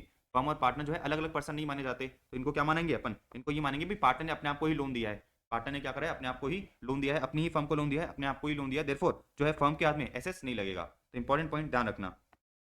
और ऐसा मैंने आपको बता दिया क्योंकि जो पार्टनरशिप फर्म होती है उसमें आपने पढ़ रखा है, पार्टनरशिप फर्म में आपने पढ़ रखा है कि भी जो पार्टनर्स और पार्टनर्स होते हैं और जो फर्म होते हैं उनकी सेपरेट लीगल एंटिटी नहीं मानी जाती। तो इस penalty under 271D imposable for cash loan and deposit receive from the partners, हम कहेंगे नहीं। आंसर है नहीं, नो। फिर देखो क्या दे रखा है, क्या loan exceeding the specified limit advance by the firm to a sole proprietorship concern of its partner be viewed as a violation. अच्छा, इसमें क्या हो रहा था, इसमें हो रहा था कि भाई पार्टनर ने फर्म को लोन दिया है, इसमें क्या हो रहा है कि भाई फर्म जो है क्या कर रही है, फर्म जो है अपने पार्टनर को लोन दे रही है, फर्म जो है अपने पार्टनर को लोन दे रही है, तो अगेन वही है कि भाई एसेस नहीं लगेगा क्योंकि दोनों सेपरेट लीगल एंटिटी नहीं है। तो यहाँ पर पार्टनरशिप हमने क्या करा है, पार्टनरशिप हमने जो है बेसिकली अपने पार्टनर की सोल प्रोप्राइटरशिप फर्म को क्या दिया है, लोन दिया है। तो मैंने आपको अगेन बताया कि पार्टनरशिप फर्म और पार्टनर की क्या नहीं होती, सेपरेट लीगल एंटिटी नहीं होती, देयरफॉर एसेस नहीं लगेगा, देयरफॉर जो है एसेस का वॉल्यूशन नहीं होगा, एसेस का वॉल्यूशन नहीं होगा। अच्छा आगे बढ़ते हैं अपन, ये वाला टॉपिक देखते हैं, पॉइंट नंबर 2। तो देखो ये पॉइंट नंबर 2 करते हैं, 269 एसेस अप्लाई नहीं होगा, 269 एसेस अप्लाई नहीं होगा केसेस जहां पर person involve in the transaction derive income only from agriculture, ठीक है ना, और की जगह एंड कर देना, ये और की जगह क्या कर देना, एंड कर देना, and where neither of them has any income chargeable to tax under this act. तो ये लोग क्या कहना चाह रहे हैं, कहना चाह रहे हैं कि भाई ट्रांजेक्शन किसके बीच में हुआ है, ट्रांजेक्शन पर्सन ए और पर्सन बी के बीच में हुआ है, ट्रांजेक्शन पर्सन ए और पर्सन बी के बीच में हुआ है, एंड इन दोनों की क्या है, सिर्फ और सिर्फ एग्रीकल्चर इनकम है, दोनों की क्या है, सिर्फ और सिर्फ एग्रीकल्चर इनकम है। अच्छा एग्रीकल्चर इनकम आपको पता है क्या होती है, एग्रीकल्चर इनकम आपको पता है एग्जाम होती है, अपन आगे वाले चैप्टर्स में जाके देखेंगे भी, income is not form part of total income वाले चैप्टर में देखेंगे। तो अगर आपकी इंडिया में क्या है, एग्रीकल्चर इनकम है, तो फार्मर्स की पूरी इनकम एग्जाम कर दी जाती है। तो ये प्रोविजन मुझे कहना चाह रहा है कि जो पर्सन ट्रांजेक्शन में इन्वॉल्व हैं, जो पर्सन ट्रांजेक्शन में इन्वॉल्व हैं, जो पर्सन ट्रांजेक्शन में इन्वॉल्व हैं, उनकी क्या है, सिर्फ और सिर्फ एग्रीकल्चर इनकम है, सिर्फ और सिर्फ एग्रीकल्चर इनकम है। एंड फिर उन्होंने कहा एंड, इधर और हो रखा होगा आपकी बुक्स में, और को कर देना and where neither of them has any income chargeable to tax. इसका मतलब क्या है, इसका मतलब ये है कि भाई ए और बी की एग्रीकल्चर इनकम के अलावा कोई दूसरी इनकम नहीं होनी चाहिए जो इनकम टैक्स में चार्जेबल हो, ठीक है। तो अगर ऐसा केस है, और ए और बी के बीच में कोई ट्रांजेक्शन हुआ है तो वो 269 एसएस को वॉलिड नहीं करेगा। वेरी इंपॉर्टेंट पॉइंट, ठीक है ना। तो दो चीजें बताई मैंने आपको, ये बताया कि भाई आप लोगों को क्या करना है, आप लोगों को ये चेक करना है कि जो पर्सन ट्रांजेक्शन में इन्वॉल्व है दोनों की ही एग्रीकल्चर इनकम है। Cases where the person involve in the transaction derives income only from agriculture, दोनों की एग्रीकल्चर इनकम है, एंड दोनों की ही एग्रीकल्चर इनकम के अलावा कोई दूसरी इनकम नहीं होनी चाहिए which is chargeable to income tax. अगर ऐसा हुआ, दोनों में से किसी की भी कोई पीजीपी इनकम है फॉर एग्जांपल, या फिर आईएफएस की इनकम है, दोनों में से किसी की भी अगर कोई ऐसी इनकम है जो बेसिकली इनकम टैक्स एक्ट में चार्जेबल है, तो फिर वॉल्यूशन हो जाएगा, फिर 269 एसएस लग जाएगा, 269 एसएस लग जाएगा, एंड फिर इन दोनों को पेनल्टी देनी पड़ जाएगी। लेकिन इन दोनों को जो है पेनल्टी कब देनी नहीं पड़ेगी, 269 एसएस कब नहीं लगेगा, जब दोनों की ही एग्रीकल्चर इनकम है, एंड एग्रीकल्चर इनकम के पास दोनों की एग्रीकल्चर इनकम के अलावा दोनों की कोई भी दूसरी ऐसी इनकम नहीं है जो इनकम टैक्स एक्ट में चार्जेबल है। Very important point. ये नीदर ऑफ देम कर लेना, ये एम की जगह देम कर लेना, नीदर ऑफ देम, ठीक है। हाँ जी, तो अपन ने ये देख लिया कि भाई एसेस अप्लाई नहीं होगा अगर जो पर्सन ट्रांजेक्शन में इन्वॉल्व है दोनों की ही एग्रीकल्चर इनकम है, एंड एग्रीकल्चर इनकम के अलावा कोई दूसरी इनकम नहीं है which is chargeable to income tax act. Therefore अगर ऐसा कंडीशन फुलफिल हो रहा है तो एसेस नहीं लगेगा दोनों के, तो ऐसे जो है ए और बी के ट्रांजेक्शन के बीच में नहीं लगेगा, वॉल्यूशन नहीं होगा, ठीक है। तो very important section, very very important. अब सुनो, अब बात करेंगे अपन 269 एसटी की, ठीक है ना। 269 एसटी मुझे क्या बोलता है कि भाई अगर आप जो है किसी दूसरे पर्सन से 2 लाख या उससे ज़्यादा का अमाउंट किसी पर्टिकुलर डे में रिसीव करना चाहते हो तो कैश में रिसीव नहीं कर सकते। क्या बताया मैंने आपको कि करंट ईयर में अगर आप क्या करना चाहते हो, किसी दूसरे पर्सन से कैश में कुछ पैसा रिसीव करना चाहते हो, कैश में जो है कुछ पैसा रिसीव करना चाहते हो 2 लाख या उससे ज़्यादा का, तो कैश में रिसीव नहीं कर सकते। No person shall receive an amount of 2 lakh और more in cash in aggregate from a person in a day. तो एक दिन में किसी भी पर्सन से आप 2 लाख या उससे ज़्यादा का अमाउंट जो है कैश में रिसीव नहीं कर सकते। क्या मतलब है, तो सीधी सी बात ये है कि भाई ये ए है और ये बी है। ए ने क्या करा, ए ने जो है बेसिकली 3 लाख का गुड्स बेचा, ए ने जो है क्या करा 3 लाख का गुड्स बेचा बी को। अब बी क्या करता है, बी जो है बेसिकली 3 लाख रुपए कैश में पे कर देता है, किसको, बी जो है 3 लाख रुपए कैश में पे कर देता है ए को। तो ए ने क्या करा है, ए ने जो है बी से 2 लाख या उससे ज़्यादा का अमाउंट कैश में रिसीव कर लिया है, 2 लाख या उससे ज़्यादा का अमाउंट कैश में रिसीव कर लिया है। तो ए के हाथ में क्या हो गया, ए के हाथ में बेसिकली 269 एसटी का वॉल्यूशन हो गया। क्या हो गया, वॉल्यूशन हो गया। और अगर आप वॉल्यूशन करते हो तो जितना अमाउंट आपने रिसीव करा है, जितना अमाउंट आपने जो है वॉल्यूशन में रिसीव करा है एसटी के, ये क्या है एसटी सेक्शन है 269 एसटी, तो जितना अमाउंट आपने रिसीव करा है एसटी के वॉल्यूशन में उतने ही अमाउंट की आपको जो है पेनल्टी पे करनी पड़ जाएगी। तो वो रहा पेनल्टी अंडर 271 डी ए। इसमें पेनल्टी कौन सी सेक्शन रखती है, 271 D A for failure to comply with ST amount received in contravention. Current year में क्या हो जाएगा, करंट ईयर में जो ए है, करंट ईयर में जो ए है, ए के हाथ में क्या हो जाएगा, ये जो 3 लाख है 3 लाख की जो है इसको पेनल्टी पे करनी पड़ जाएगी। तो ए के हाथ में क्या हो जाएगा, ए के हाथ में जो 3 लाख उसने रिसीव करा है एसटी के अंदर, एसटी के अंदर ए को जो है पेनल्टी पे करनी पड़ जाएगी। बी के हाथ में क्या होगा, बताओ बी के हाथ में क्या होगा, पढ़ रखा है ना अभी, तो इतना 20 आपको क्रिएट कर दिया। बी ने जो है गुड्स परचेज करे थे और 3 लाख का अमाउंट कैश में पे कर दिया, बताओ 40A3 का वायलेशन हो जाएगा भैया। बी के हाथ में जो है 40A3 का वायलेशन हो जाएगा, तो बी के हाथ में जो है ये 3 लाख रुपए, 3 लाख रुपए का खर्चा एज ए एक्सपेंस अलाउ नहीं कर पाएगा कौन, बी। ठीक है ना, तो हमने बी को भी थप्पड़ मारा और हमने ए को भी थप्पड़ मारा। हमने दोनों को ही फिर क्या करा, दोनों को ही डिमोटिवेट करा, दोनों को ही डिमोटिवेट करा, दोनों को ही कहा कि भाई कैश में ट्रांजेक्शन मत करो। अगर कैश में ट्रांजेक्शन करोगे तो जिसने परचेस करा है 40A3 में उसका डिसलाउंस हो जाएगा, और ये जो ए है जिसने पैसा रिसीव करा है कैश में, पैसा क्या करा है कैश में रिसीव करा है, इसके हाथ में क्या होगा, इसके हाथ में जो है बेसिकली एसटी में जो है इसको अपन थप्पड़ मारेंगे और एसटी में इसको जो है पेनल्टी पे करवाएंगे। यदि बात आपको समझ में आई, तो no person shall receive an amount of 2 lakh और मोर इन कैश। आप जो कैश में रिसीव नहीं कर सकते 2 लाख के उससे ज्यादा इन aggregate from a person in a day, एक दिन में किसी पर्सन से पूरा मिला के 2 लाख के उससे ज्यादा रिसीव नहीं कर सकते। अच्छा, अज्यूम करते हैं कि भाई बी ने क्या करा, बी ने जो है बेसिकली बी ने जो है 1 अप्रैल को 1 लाख रुपए दिए सुबह, 1 लाख रुपए दिए मॉर्निंग में, ठीक है ना, 1 लाख रुपए दिए दोपहर में लंच के टाइम पे, और 1 लाख रुपए दिए कब, इवनिंग में। तो अपन क्या देखेंगे, अपन ये देखेंगे कि भाई एग्रीगेट एक दिन में एग्रीगेट में लाके किसी पर्सन से आप 2 लाख या उससे ज्यादा का कैश में रिसीव नहीं कर सकते। क्लियर। अब सुनो नेक्स्ट पॉइंट, अब सुनो नेक्स्ट पॉइंट देखते हैं अपन। नेक्स्ट पॉइंट मुझे क्या बता रहा है कि भाई आप जो है 2 लाख या उससे ज्यादा किसी से कैश में रिसीव नहीं कर सकते in respect of single transaction, है ना, in respect of single transaction. आ जाओ, in respect of single transaction का मतलब क्या समझते हैं। In respect of single transaction का मतलब ये है कि भाई ए ने क्या करा, ए ने जो है बी को गुड्स बेचे कितने के, ए ने जो है बी को गुड्स बेचे 3 लाख के, ए ने जो है बी को गुड्स बेचे कितने के, 3 लाख के। बी ने क्या करा, बी ने जो है 1 अप्रैल, 2 अप्रैल एंड 3 अप्रैल, 1 अप्रैल को पेमेंट करा 1 लाख का, फिर वापस 1 लाख का और फिर वापस 1 लाख का। ठीक है, इधर पानी कहानी समझ में आ गई आपको कि भाई ए ने जो है 3 लाख के गुड्स बेचे, बी ने क्या करा 1-1 लाख का पेमेंट करा 3 डिफरेंट डेट्स को, 3 डिफरेंट डेट्स को।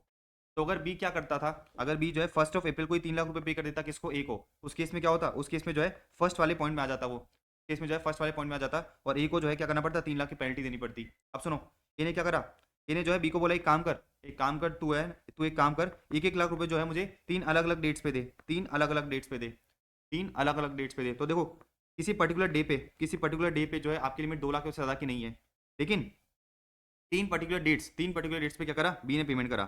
बेसिकली सरकार ये कहती है, कि भाई किसी भी पर्टिकुलर ट्रांजेक्शन के रिस्पेक्ट में अगर आप क्या करते हो, पेमेंट करते हो, हम उसको एग्रीगेट करके देखेंगे। तो बेसिकली ए ने क्या करा था, 3 लाख का गुड्स बेचा था किसको, बी को, इनवॉइस तो एक ही था, राइट, इनवॉइस तो एक ही था ना। तो बेसिकली सरकार ये कहती है कि भाई इन रिस्पेक्ट ऑफ सिंगल ट्रांजेक्शन, किसी ट्रांजेक्शन के रिस्पेक्ट में भी हम क्या करेंगे, किसी ट्रांजेक्शन के रिस्पेक्ट में भी अगर आप जो है पेमेंट रिसीव कर रहे हो तो 2 लाख या उससे ज्यादा का कैश में रिसीव नहीं कर सकते।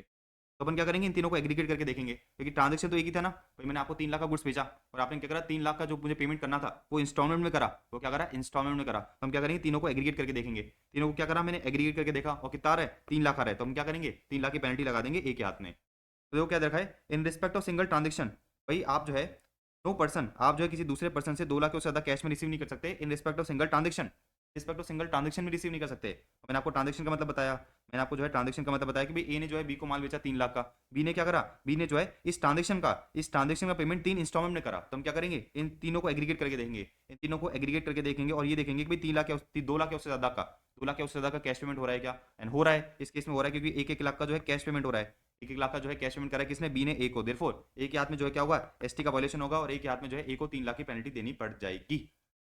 तो बात समझ में आ गई। इन aggregate from a person in a day, ठीक ना, किसी दिन किसी पर्सन से आप 2 लाख से ज़्यादा रिसीव नहीं कर सकते, किसी सिंगल ट्रांजेक्शन के रिस्पेक्ट में भी रिसीव नहीं कर सकते। तो एक पर्सन दूसरे पर्सन से 2 लाख से ज़्यादा का कैश किसी पर्टिकुलर ट्रांजेक्शन के रिस्पेक्ट में भी रिसीव नहीं कर सकता। फिर तीसरा पॉइंट क्या दे रखा है, इन रिस्पेक्ट ऑफ ट्रांजेक्शंस, एक से ज़्यादा transactions relating to one event or occasion. आ जाओ तो समझते हैं, इस तीसरे पॉइंट को समझते हैं। भाई ये जो ए है, ठीक है ना, ए है, ए की क्या होने वाली है, शादी होने वाली है, शादी, मैरिज होने वाली है। तो ए की जो है मैरिज होने वाली है, ए की जो है मैरिज होने वाली है। ए ने क्या करा, बी को हायर करा, बी कौन है, इवेंट मैनेजर है, बी जो है क्या है, इवेंट मैनेजर है, बी कौन है, इवेंट मैनेजर है। अच्छा, बी ने क्या क्या दिया, बी ने सर्विसेज दी, बी ने जो है अलग अलग सर्विसेज दी, कौन कौन सी सर्विसेज दी, बी ने जो है सर्विसेज दी फॉर एग्जांपल मंडप की, ठीक है ना, पंडाल की सर्विसेज दी, केटरिंग की सर्विसेज दी, ठीक है ना, केटरिंग के अलावा और भी जो है एक्सेट्रा अलग सर्विसेज दी। तो बेसिकली मैरिज के रिस्पेक्ट में, एक इवेंट के रिस्पेक्ट में दूसरे पर्सन ने क्या करा है, दूसरे पर्सन ने जो है अलग अलग ट्रांजेक्शन करे हैं, अलग अलग सर्विसेज दी है, पंडाल की सर्विसेज हो गई, केटरिंग की सर्विसेज हो गई, इसी तरह से अपन कह सकते हैं डेकोरेशन की सर्विसेज हो गई, ठीक है ना, डेकोरेशन की सर्विसेज हो गई, डेकोरेशन की क्या हो गई, सर्विसेज हो गई। अब ए क्या करता है, अब ए जो है बेसिकली पेमेंट करता है किसको, ए जो है पेमेंट करता है बी को, ए जो है इस इवेंट के रिस्पेक्ट में पेमेंट करता है बी को, ए जो है इस इवेंट के रिस्पेक्ट में पेमेंट करता है बी को, तो अपना लॉ क्या कहता है, अपना लॉ ये कहता है कि एक इवेंट के रिस्पेक्ट में मल्टीपल ट्रांजेक्शंस हुए हैं, एक इवेंट में क्या हुआ है, मल्टीपल ट्रांजेक्शंस हुए हैं, तो इन मल्टीपल ट्रांजेक्शंस का अपन एग्रीगेट करके देखेंगे, इस मल्टीपल ट्रांजेक्शंस का एग्रीगेट करके देखेंगे और ये देखेंगे कि क्या ए ने बी को जो है 2 लाख या उससे ज़्यादा 2 लाख या उससे ज़्यादा कैश में दिया है, क्या ए ने बी को इन डिफरेंट ट्रांजेक्शंस के रिस्पेक्ट में जो अमाउंट है वो 2 लाख या उससे ज़्यादा कैश में दिया है क्या। अगर ऐसा है तो बेसिकली बी के हाथ में क्या होगा, एसटी का वायलेशन हो जाएगा और बी को पेनल्टी पे करनी पड़ जाएगी। तो इस केस में क्या हो रहा है, इस केस में हो रहा है कि भाई एक इवेंट है, इवेंट तो एक ही है, शादी एक ही है, लेकिन इस इवेंट के ओकेशन में बी ने क्या करा है, बी ने वेरियस ट्रांजेक्शंस करे हैं, बी ने क्या करा है, वेरियस ट्रांजेक्शंस करें किसके साथ, ए के साथ। तो सपोज करो कि भाई ए ने क्या करा, ए ने जो है 1 लाख रुपए दिया किसका, पंडाल का, ठीक है ना, 1.5 लाख दिया केटरिंग का और बेसिकली 1 लाख दिया किसका, डेकोरेशन का। ये पूरा का पूरा कैश में दिया है, ये पूरा का पूरा कैश में दिया है, ये पूरा का पूरा कैश में दिया है और डिफरेंट डेट्स को दिया है। अज्यूम करते हैं कि भाई डेट्स भी डिफरेंट है, ठीक है ना, डेट्स भी डिफरेंट है। तो ये 1 अप्रैल को दिया है, ये अपन अज्यूम करते हैं 2 अप्रैल को दिया है और ये दिया है 3 अप्रैल को। तो देखो पहले केस में फॉल नहीं कर रहा, पहले केस में फॉल नहीं कर रहा क्योंकि एक दिन में एक पर्सन से हम जो है 2 लाख से ज्यादा का कैश रिसीव नहीं कर रहे। तो 1 अप्रैल को मैंने सिर्फ 1 लाख ही कैश रिसीव करा है, 1 अप्रैल को 1 लाख ही कैश रिसीव करा है। अच्छा, सेकंड वाले में फॉल नहीं कर रहा, सेकंड वाला क्या बोलता है कि सिंगल ट्रांजेक्शन के रिस्पेक्ट में भी नहीं करा है। अच्छा, ये पंडाल का ट्रांजेक्शन अलग था, केटरिंग का ट्रांजेक्शन अलग था, डेकोरेशन का ट्रांजेक्शन अलग था, तो किसी पर्टिकुलर ट्रांजेक्शन में भी 2 लाख की लिमिट जो है ब्रीच नहीं हो रही है। तीसरा पॉइंट क्या दे रखा है, तीसरा पॉइंट ये दे रखा है कि एक इवेंट हो रहा है, एक इवेंट में अलग अलग ट्रांजेक्शन हो रहे हैं, तो अलग अलग ट्रांजेक्शन का भी टोटल करके देखो तो ये जो है थर्ड वाले में फॉल कर जाएगा, ये जो है थर्ड वाले में फॉल कर जाएगा। तो मैंने आपको बताया कि भाई शादी एक ही थी, अच्छा ट्रांजेक्शन अलग अलग थे, शादी एक ही थी लेकिन ट्रांजेक्शंस क्या थे, अलग अलग थे। तो अपन क्या करेंगे, इन सबका भी टोटल करके देखेंगे, वेरियस ट्रांजेक्शंस का भी टोटल करके देखेंगे। और मैं अगर ये देखूंगा इस केस में क्या हो रहा है, इस केस में हो रहा है 1 2 3 3.5 लाख कैश में दिया गया है, तो बेसिकली जो बी है उसके हाथ में एसटी का वायलेशन हो जाएगा और बी को जो है 3.5 लाख जो है क्या करना पड़ेगा, पेनल्टी पे करनी पड़ेगी। तो बहुत ईजी एंड बहुत एग्जाम्पल अच्छी तरह से अपन ने समझ लिया एग्जाम्पल के साथ। अब वापस पढ़ लेते हैं। नो पर्सन, कोई पर्सन दूसरे पर्सन से 2 लाख से ज्यादा कैश में रिसीव नहीं कर सकता इन रिस्पेक्ट ऑफ ट्रांजेक्शंस, एक से ज्यादा ट्रांजेक्शन है लेकिन किससे रिलेटेड है, एक इवेंट या एक ओकेशन से रिलेटेड है। तो समराइज कर लेते हैं कि भाई आप जो है किसी दूसरे पर्सन से 2 लाख से ज्यादा एक दिन में कैश में रिसीव नहीं कर सकते, एक रिस्पेक्ट है, एक सिंगल ट्रांजेक्शन के रिस्पेक्ट में रिसीव नहीं कर सकते। अच्छा, एक इवेंट में अलग अलग ट्रांजेक्शन हो रहे हैं, एक इवेंट में बहुत सारे ट्रांजेक्शन हो रहे हैं, इधर तो सिर्फ सिंगल ट्रांजेक्शन, इधर क्या हो रहे हैं, बहुत सारे ट्रांजेक्शन हो रहे हैं, लेकिन these transaction are related to one event और ओकेशन। तो बेसिकली उस केस में भी जो है 2 लाख से ज्यादा आप कैश में रिसीव नहीं कर सकते। वेरी इंपॉर्टेंट, ठीक है ना, again very important, very important. अब सुनो, नॉन एप्लीकेबिलिटी की बात करते हैं, नॉन एप्लीकेबिलिटी की बात करते हैं। उससे पहले मैं आपको एक चीज समझाता हूँ, उससे पहले जो है आपको एक क्लैरिफिकेशन दिलवाता हूँ। एनबीएफसी और एचएफसी के केस में, एनबीएफसी और एचएफसी के केस में देखो, एनबीएफसी ने क्या करा, एनबीएफसी में जो है अपने क्या करा, अपने अकाउंट होल्डर को 10 लाख का क्या दिया, 10 लाख का लोन दिया, 10 लाख का क्या दिया, लोन दिया। किसको, अकाउंट होल्डर को। ये मैंने लिख लिया, अकाउंट होल्डर को 10 लाख का क्या दिया, लोन दिया। ये बात आपको समझ में आ गई। अच्छा, जनरली होता क्या है कि भाई ये जो अकाउंट होल्डर होता है कभी कभी क्या हो जाता है, बैंकरप्ट हो जाता है, या फिर कभी कभी ऐसा हो जाता है कि यार ये पेमेंट देने की सिचुएशन में नहीं होता। तो एनबीएफसी ने 10 लाख का लोन दिया किसको, अकाउंट होल्डर को।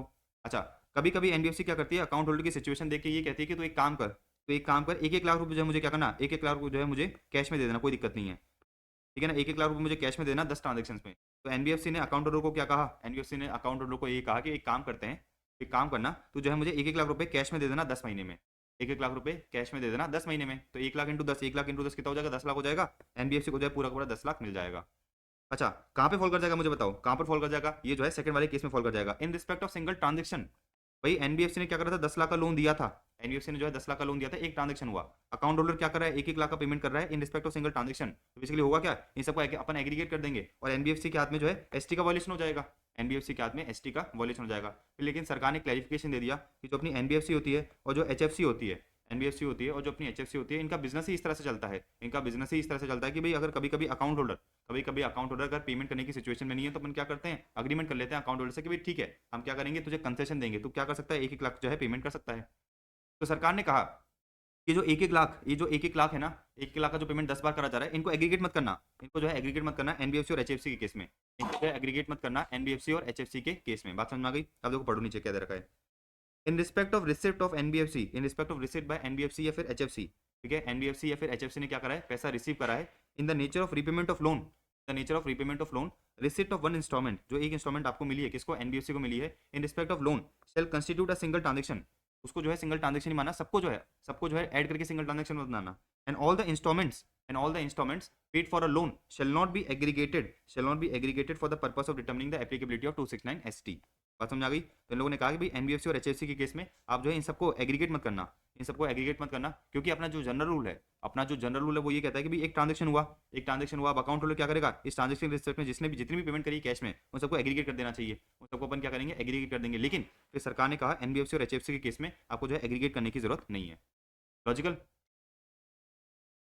ऑलराइट, तो ये अपना जो है पॉइंट क्लियर हो गया, एनबीएफसी और एचएफसी वाला पॉइंट अपन ने पूरा क्लियर कर लिया। अच्छा देखो, पेनल्टी अगेन वही जॉइंट कमिश्नर लगाएगा, ठीक है ना। तो एनबीएफसी और एचएफसी वाला पॉइंट डन। अब देखो नॉन एप्लीकेबिलिटी देखते हैं। नॉन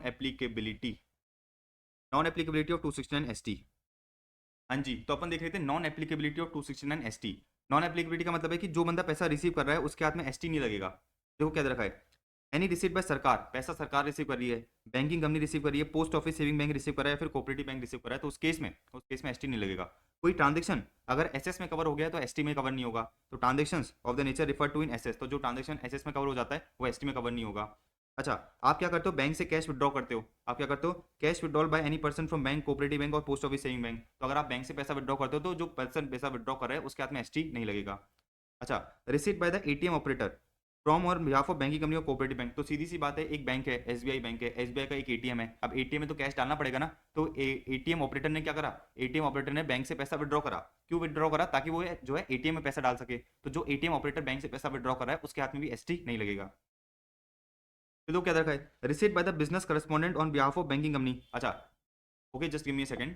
हाँ देखो, ये बता रहा था मैं, receipt by the business correspondent on behalf of banking company. तो जो बैंकिंग कंपनी होती है, बैंकिंग कंपनी क्या करती है, अपने कुछ एजेंट्स को हायर करती है जिसका टेक्निकल नाम क्या होता है, बिजनेस करस्पॉन्डेंट होता है। अच्छा, ये बिजनेस करस्पॉन्डेंट क्या करते हैं, गांव गांव में जाके बैंकिंग कंपनी का प्रचार करते हैं और लोगों को इंकरेज करते हैं कि भाई आप क्या करो, अकाउंट खुलाओ। तो बिजनेस करस्पॉन्डेंट क्या करता है, बिजनेस करस्पॉन्डेंट बैंकिंग कंपनी के बिहाफ पे जो गांव वाले लोग होते हैं उनसे पैसा कलेक्ट करके क्या करता है, उनके अकाउंट में जमा कराता है। तो सरकार ने कहा कि जो बिजनेस करस्पॉन्डेंट है बैंक के बिहाफ पे क्या कर रहे हैं, लोगों से पैसा रिसीव कर रहे हैं, उनके हाथ में भी जो है क्या नहीं लगेगा, उनके हाथ में भी जो है एसटी नहीं लगेगा। तो receipt by the business correspondent on behalf of banking company और on behalf of cooperative bank in accordance with the guidance issued by the RBI. फिर दो क्या रखा है, receipt from an agent by the issuer of prepaid payment instruments, ठीक है ना। तो बेसिकली जो प्रीपेड पेमेंट इंस्ट्रूमेंट्स के इशूअर होते हैं, अगर उनके एजेंट ने क्या करा है, पैसा रिसीव करा है, उनके एजेंट ने जो है क्या करा है, पैसा रिसीव करा है, तो अगेन अगेन जो है उन पे जो है एसटी नहीं लगेगा। तो अज्यूम करते हैं कि भाई issuer of prepaid payment instruments कौन है, RBI. Issuer of prepaid payment instruments कौन है, आरबीआई। तो आरबीआई के कुछ प्रीपेड पेमेंट इंस्ट्रूमेंट्स हैं, उनने एक एजेंट को हायर करा, कि भाई जो मेरा ये इंस्ट्रूमेंट्स इसको बेचो, इसको क्या करो, लोगों को बेचो। तो एजेंट ने क्या करा, लोगों को बेचा और लोगों से जो है कैश में पैसा रिसीव करा, तो उस एजेंट के हाथ में एसटी नहीं लगेगा। अच्छा, रिसीट बाय द कंपनी या फिर institution issuing credit card against bill रेश, जो इंस्टीट्यूशन है, जो बैंक है, वो क्या कर रही है, क्रेडिट कार्ड इशू करती है। तो क्रेडिट कार्ड का जो रिपेमेंट करेगा ना सामने वाले पर्सन ने क्रेडिट कार्ड की लिमिट इंजॉय करी, तो सामने वाला पर्सन जो है क्रेडिट कार्ड का रिपेमेंट करेगा। सरकार ने क्या कहा, सरकार ने ये कहा कि भाई अगर ये जो बैंक है, ये जो फाइनेंशियल इंस्टीट्यूशन है, जिसने क्या कर रखा है, क्रेडिट कार्ड को इशू कर रखा है, उसने क्या कर रखा है, क्रेडिट कार्ड को इशू कर रखा है, उसके हाथ में जो है एसटी नहीं लगेगा। अगर जो अकाउंट होल्डर है, जो क्रेडिट कार्ड होल्डर है, वो क्या करता है, जो अकाउंट होल्डर है, जो क्रेडिट कार्ड होल्डर है, वो क्या करता है, कैश में पेमेंट कर देता है। बात समझ में आ गई आपको? तो रिसीट बाय द कंपनी या institution issuing credit card against bills raised. अच्छा, इसी तरह से receipt which is not includable in the total income under 1017 है। 1017 जो है अपन आगे जाके पढ़ेंगे। 1017 का मोटा मोटा मतलब ये है कि भाई सरकार जो है कुछ लोगों को क्या करती है, सरकार कुछ लोगों को ये कहती है कि भाई देखो आपने जो है हमारे हमारे पास जो है 20-30 साल की सर्विसेज दी है, हमारे पास जो है क्या करा है, 20-30 साल की सर्विसेज दी है, हम क्या करते हैं, हमको कुछ अवार्ड दे देते हैं, हमको जो है कुछ कैश में अवार्ड दे देते हैं। अच्छा, वो जो कैश में अवार्ड मिलता है उन लोगों को, जो कैश में अवार्ड मिलता है, फॉर एग्जाम्पल लोगों को जो कैश में अवार्ड मिलता है, तो सरकार ने कहा कि ये आपको जो है क्या रहेगा, एग्जाम रहेगा, इस पर आपको टैक्स पे करने की जरूरत नहीं है। तो सरकार ने कहा कि ऐसे लोग जब सरकार से क्या कर रहे हैं, ऐसे लोग जब सरकार से कोई अवार्ड रिसीव कर रहे हैं कैश में, तो बेसिकली कैश में रिसीव करा है ना, तो 2 लाख उससे ज्यादा का भले रिसीव कराओ, उनके हाथ में जो पेनल्टी नहीं लगाएंगे अपन। तो 269 एसटी अपन ने देख लिया। 269 जो एसटी है, 269 अपन ने एसटी पूरा समझ लिया। अब सुनो, 269 एसटी अपन ने समझ लिया, एक और क्लैरिफिकेशन समझते हैं। देखो आपको जो है एक क्लैरिफिकेशन समझाते हैं। एक कोऑपरेटिव सोसाइटी है, ठीक है ना, एक कोऑपरेटिव सोसाइटी है, ये मैन्युफैक्चरर है एग्रीकल्चर प्रोडक्ट का। कोऑपरेटिव सोसाइटी ने क्या करा, अग्रीमेंट करा मैन्युफैक्चर के साथ कि भाई मैं तेरा जो है क्या बन जाता हूँ, डीलर बन जाता हूँ। मतलब बेसिकली ये जो मैन्युफैक्चरर है, इसका माल कौन बेचेगा, इसका माल जो है डीलर बन के कोऑपरेटिव सोसाइटी क्या करेगी, बेचेगी। ये बात समझ आई? तो मैन्युफैक्चर जो है एग्रीकल्चर प्रोडक्ट्स क्या करता है, मैन्युफैक्चर करता है। अच्छा, इसने अग्रीमेंट कर दिया कोऑपरेटिव सोसाइटी के साथ कि भाई कोऑपरेटिव सोसाइटी तू मेरा डीलर बन जा। तो कोऑपरेटिव सोसाइटी क्या करेगी, बेसिकली इसका जो माल है अल्टीमेट कस्टमर्स को बेचेगी। अब सुनो, कोऑपरेटिव सोसाइटी ने क्या करा, कोऑपरेटिव सोसाइटी जो है बेसिकली डीलर बन गई। कोऑपरेटिव सोसाइटी ने जो है वेरियस कस्टमर्स को माल बेचा, और पैसा जो है सपोज करो कैश में रिसीव कर लिया। तो एक कस्टमर से हमने 1 लाख का रिसीव करा, एक कस्टमर से 50,000 का रिसीव करा, एक कस्टमर से अपन ने 1.5 का रिसीव करा, ठीक है ना। इसी तरह से एक कस्टमर से अपन ने क्या करा, इसी तरह से अपन ने एक कस्टमर से 70 के रिसीव करा और एक कस्टमर से अपन ने 50 के रिसीव करा। जो असेसिंग ऑफिसर है वो ये कहता है, असेसिंग ऑफिसर कोऑपरेटिव सोसाइटी को ये कहता है कि जो आपने ये पैसा रिसीव करा है वेरियस कस्टमर से, ये इसको जो है एक ही इवेंट माना जाएगा, एक ही इवेंट माना जाएगा। अच्छा, एक ही इवेंट बोले तो जैसे ये कोऑपरेटिव सोसाइटी है और ये क्या बन गई है, डीलर बन गई है। तो असेसिंग ऑफिसर कहता है कोऑपरेटिव सोसाइटी को कि हम आपको क्या मान रहे हैं, हम आपको जो है हम इस चीज़ को एक ही इवेंट मान रहे हैं, हम इस चीज़ को क्या कर रहे हैं, एक ही इवेंट मान रहे हैं। और जैसे ही अगर आप एक इवेंट मान लेते हो तो अपन ये देखते हैं कि भाई एक इवेंट में आपने जो अलग अलग ट्रांजेक्शन कर रहे हैं, सारे ट्रांजेक्शन का एग्रीगेट 2 लाख से ज़्यादा है तो कैश में नहीं होना चाहिए। तो एओ ये कहता है कि जो डीलरशिप आपने एग्रीमेंट करा है किसके साथ, मैन्युफैक्चरर के साथ, इसको जो है हम एक इवेंट मानेंगे। और एक इवेंट का मतलब क्या हो गया, एक इवेंट का मतलब ये हो गया कि जो कस्टमर से आपने डिफरेंट ट्रांजेक्शन कर रखे हैं उन सबको हम ऐड करेंगे, उन सबको हम क्या करेंगे, ऐड करेंगे। और ये देखेंगे कि 2 लाख उससे ज़्यादा है क्या। अगर ऐसा है तो बेसिकली कोऑपरेटिव सोसाइटी के हाथ में एसटी का जो है वॉल्यूशन हो जाएगा। तो बेसिकली सरकार ने जो है एओ को कहा, सरकार ने असेसिंग ऑफिसर को ये कहा कि बुड़बक बेवकूफ इंसान, ये जो है एक इवेंट तो है, ये एक इवेंट तो मान लिया है, लेकिन डीलरशिप का अग्रीमेंट ही ऐसे ही होता है ना कि मैं अलग अलग कस्टमर्स को बेचूंगा, मैं जो है अलग अलग कस्टमर से बेचूंगा। अभी कस्टमर बेचारे रिलेटेड थोड़ी है, ये कस्टमर जो है रिलेटेड थोड़ी है। तो उस केस में क्या होगा, उस केस में सरकार ने क्लैरिफाई कर दिया, कि कोऑपरेटिव सोसाइटी क्या कर रही है, अगर कोई डीलरशिप अग्रीमेंट कर रही है या डिस्ट्रीब्यूटरशिप अग्रीमेंट कर रही है किसी मैन्युफैक्चरर के साथ, और अगर माल बेचती है वेरियस कस्टमर्स को, और कस्टमर अगर कैश में पेमेंट कर देते हैं, तो बेसिकली सारे कस्टमर्स का आपको पेमेंट एग्रीगेट करने की जरूरत नहीं है, सारे कस्टमर्स का पेमेंट आपको जो है ऐड करने की जरूरत नहीं है, आपको जो है सारे कस्टमर्स का पेमेंट ऐड करने की जरूरत नहीं है। ठीक है, तो एओ क्या कह रहा था, एओ ये कह रहा था कि भाई इसको वन इवेंट मानो, सारे पेमेंट्स को ऐड करो, फिर ये देखो कि 2 लाख उससे ज्यादा है क्या। सरकार ने क्लेरिफाई कर दिया कि भाई आपको जो है सारे कस्टमर्स का अमाउंट जो है ऐड करने की जरूरत नहीं है। ठीक है, अब देखो क्या दे रखा है, in respect of cooperative societies dealership या distributorship contract by itself may not constitute an event और occasion for the purpose of ST. तो जो है डीलरशिप या डिस्ट्रीब्यूटरशिप जो कॉन्ट्रैक्ट है उसको एक इवेंट मत मानना, उसको जो है अपने को एक इवेंट मत मानना। मे नॉट कंस्टिट्यूट एन इवेंट और ओकेशन। अच्छा, इवेंट और ओकेशन माना, इसका पर्पस क्या होगा, इसका जो है कंसिक्वेंस ये होगा कि भाई सारे ट्रांजेक्शन को आपको जो है एग्रीगेट करने की जरूरत नहीं है।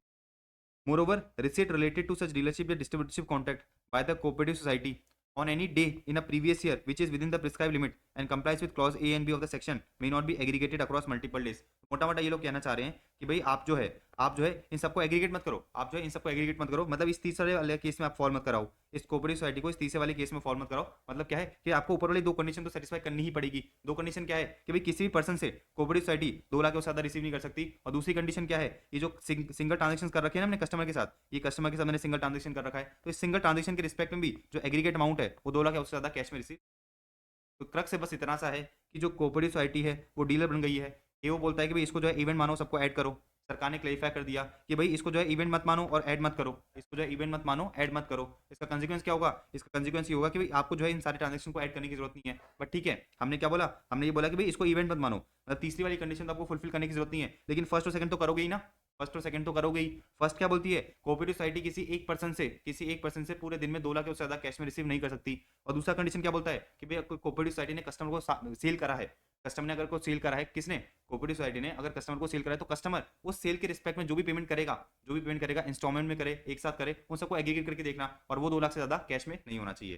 तो लॉजिकली 216 एसटी आपको समझ में आ गया। अगेन बता रहा हूँ बहुत इंपॉर्टेंट सेक्शन है। तो एसएस बहुत इंपॉर्टेंट सेक्शन है, एसएस और एसटी जो है क्या है, बहुत इंपॉर्टेंट सेक्शन है।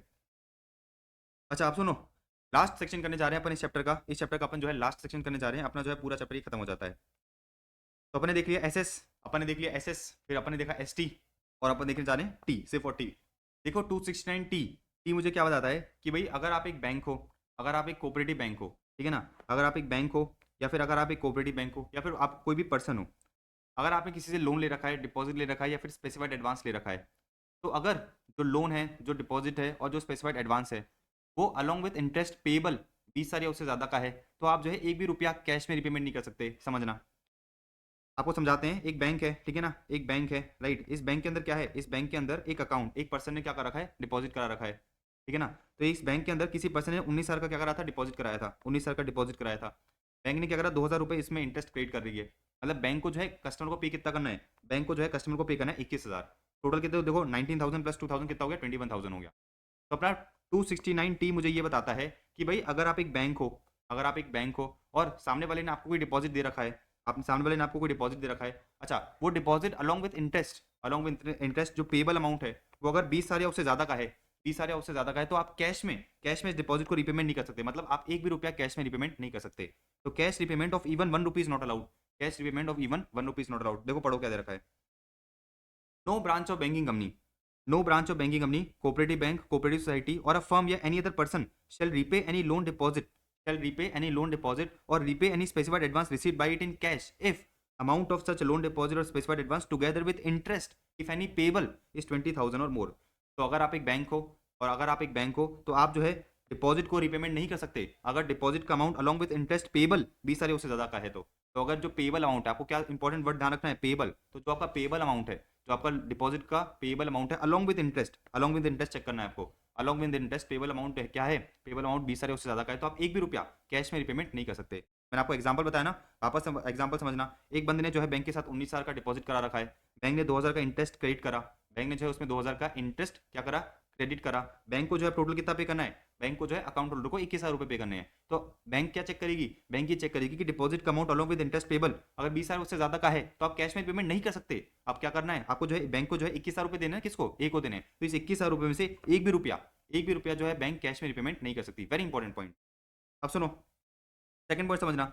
सेकंड पॉइंट क्या कह रहा है, सेकंड पॉइंट मुझे ये बताता है कि भाई बैंक के पास जो ये 19 साल का डिपॉजिट कराया है ना, बैंक के पास जो ये 19 साल का डिपॉजिट कराया है, ये किसने कराया है, ए और बी जॉइंटली कराया है। तो आपने देखा होगा कि जॉइंट अकाउंट खुलाते हैं अपन बैंक में, जो है ये जो अकाउंट है, बैंक में जो अकाउंट खुला था ये जॉइंटली खुला था, मतलब ए और बी दोनों ने मिलकर खुलाया था, ए और बी जॉइंटली के नाम पे है।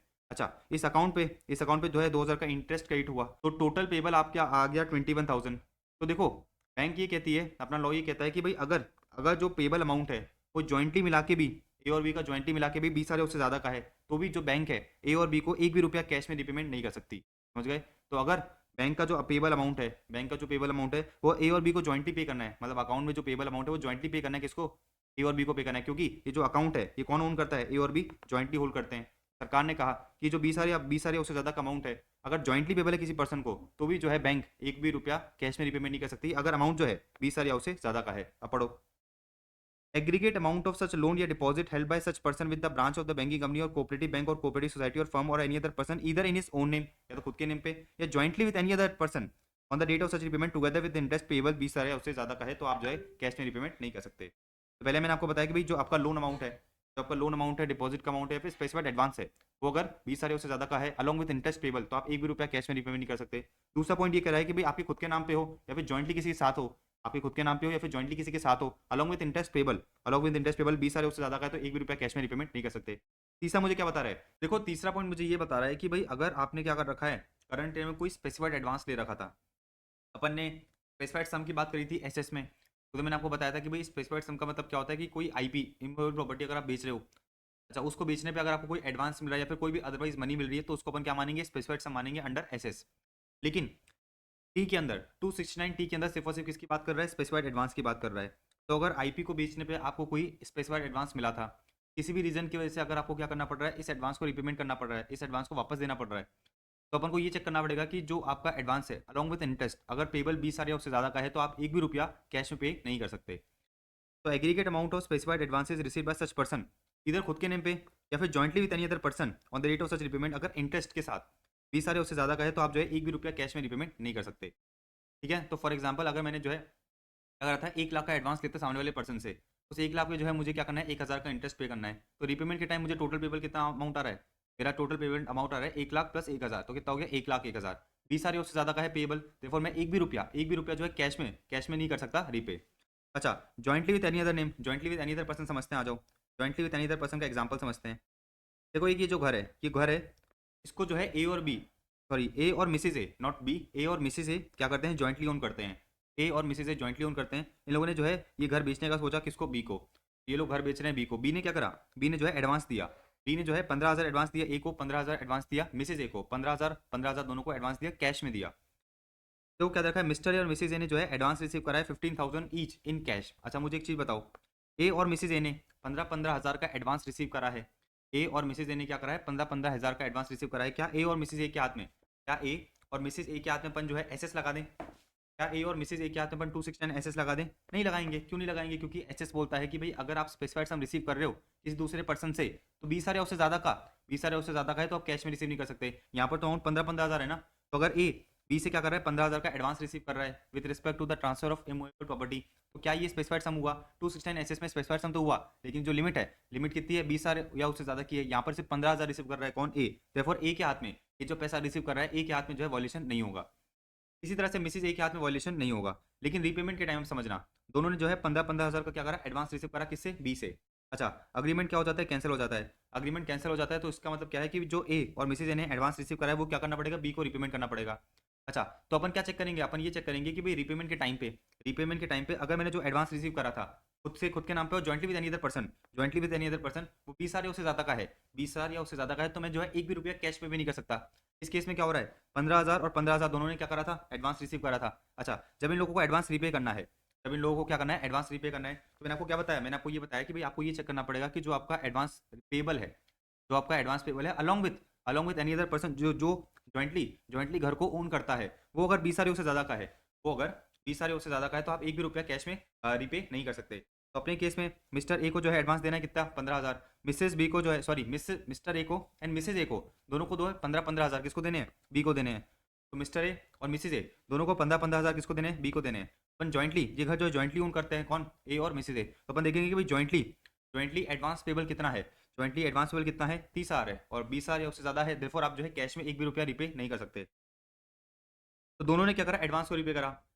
मिसेज ए ने क्या करा? मिसेज ए ने 15,000 चेक में दे दिया, कोई दिक्कत नहीं है। लेकिन मिस्टर ए ने क्या करा? मिस्टर ए ने 15,000 कैश में दे दिया। तो मिस्टर ए के हाथ में क्या होगा? मिस्टर ए के हाथ में जो है 15,000 की क्या लग जाएगी? मिस्टर ए के हाथ में जो है 15,000 की पेनल्टी लग जाएगी। तो लॉजिकली बात समझ में आई कि भाई jointly with any other person भी अपन को चेक करना पड़ेगा। तो टी में थोड़ा सा ट्विस्ट ये है कि भाई आपको पेबल अमाउंट चेक करना पड़ता है, अलॉन्ग विद इंटरेस्ट चेक करना पड़ता है। पेबल अमाउंट चेक करना पड़ता है, अलॉन्ग विद इंटरेस्ट चेक करना पड़ता है।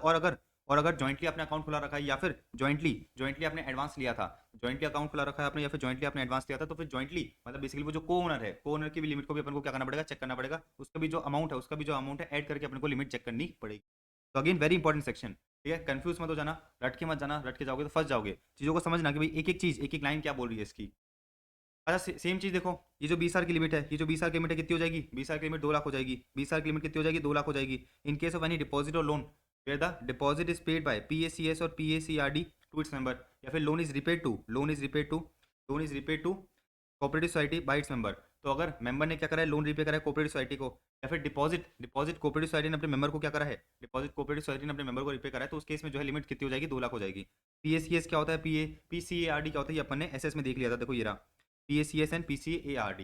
ग्रेट, ठीक है, आगे बढ़ें।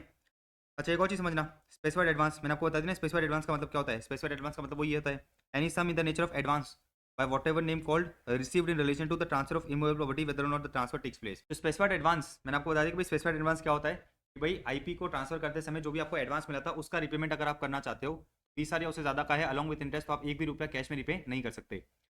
अच्छा, पेनल्टी देखो वही है पेनल्टी सेम है, जितना अमाउंट आपने क्या करा? रिपे करा इन कॉन्ट्रावेंशन ऑफ 269T, उतने की पेनल्टी देनी पड़ेगी आपको। Penalty shall be imposed by joint commissioner. तो penalty under 271E for the failure to comply with 269T, ठीक है ना? अच्छा, 269T किस पे अप्लाई नहीं होता? 269T किस पे अप्लाई नहीं होता? अगर आपने रिपेमेंट करा है किसको? अगर आपने रिपेमेंट करा है सरकार को। अगर आप क्या करते हो? पैसा रिपे करते हो सरकार को, तो आपके हाथ में टी नहीं लगेगा। अगर आपने रिपेमेंट करा है गवर्नमेंट कंपनी को, बैंकिंग कंपनी को, पोस्ट ऑफिस सेविंग बैंक को, या फिर कोऑपरेटिव बैंक को, या फिर corporation establish by the central, state or provincial act. अच्छा, एक और चीज़ देखो क्या दे रखा है, whether repayment is made by bank और कोऑपरेटिव बैंक। बैंक और कोऑपरेटिव बैंक ने क्या करा? बैंक और कोऑपरेटिव बैंक ने आपको रिपेमेंट करने की जगह क्या करा? आपका पैसा दूसरे अकाउंट में क्रेडिट कर दिया।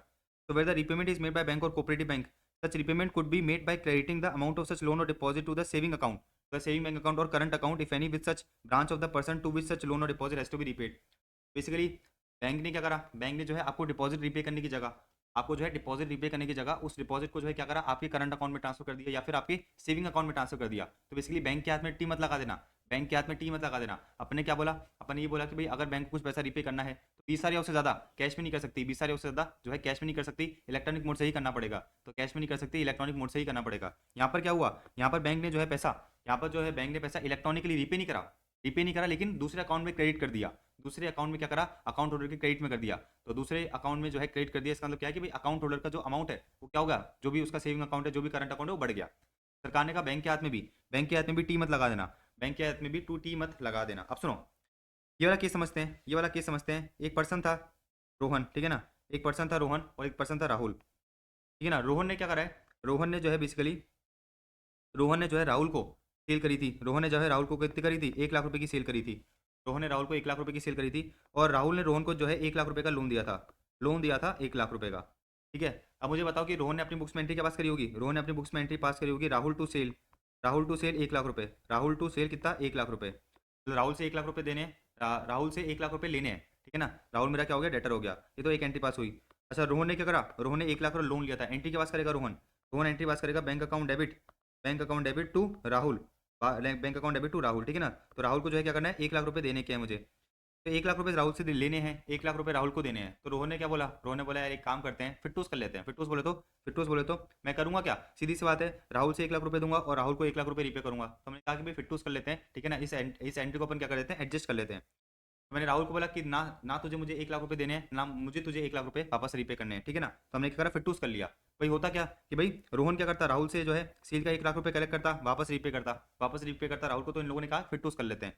तो रोहन ने अपनी बुक्स में क्या एंट्री पास करी, रोहन ने जो है अपनी बुक्स में एंट्री पास करी, देखो ये रही, रोहन ने जो है अपनी बुक्स में एंट्री पास करी क्या, राहुल लोन अकाउंट डेबिट, ये लिख लेते हैं Rahul loan account, Rahul loan account debit 1 lakh, to करा to Rahul debtor, to Rahul debtor 1 lakh, to Rahul debtor 1 lakh. तो अगर आप यहाँ पे देखोगे, अगर आप यहाँ पे देखोगे तो रोहन ने क्या करा है, रोहन ने राहुल का लोन जो है, रोहन ने जो है राहुल का लोन क्या करा, रोहन ने जो है राहुल का लोन जो है इलेक्ट्रॉनिकली मोड के थ्रू पे नहीं करा।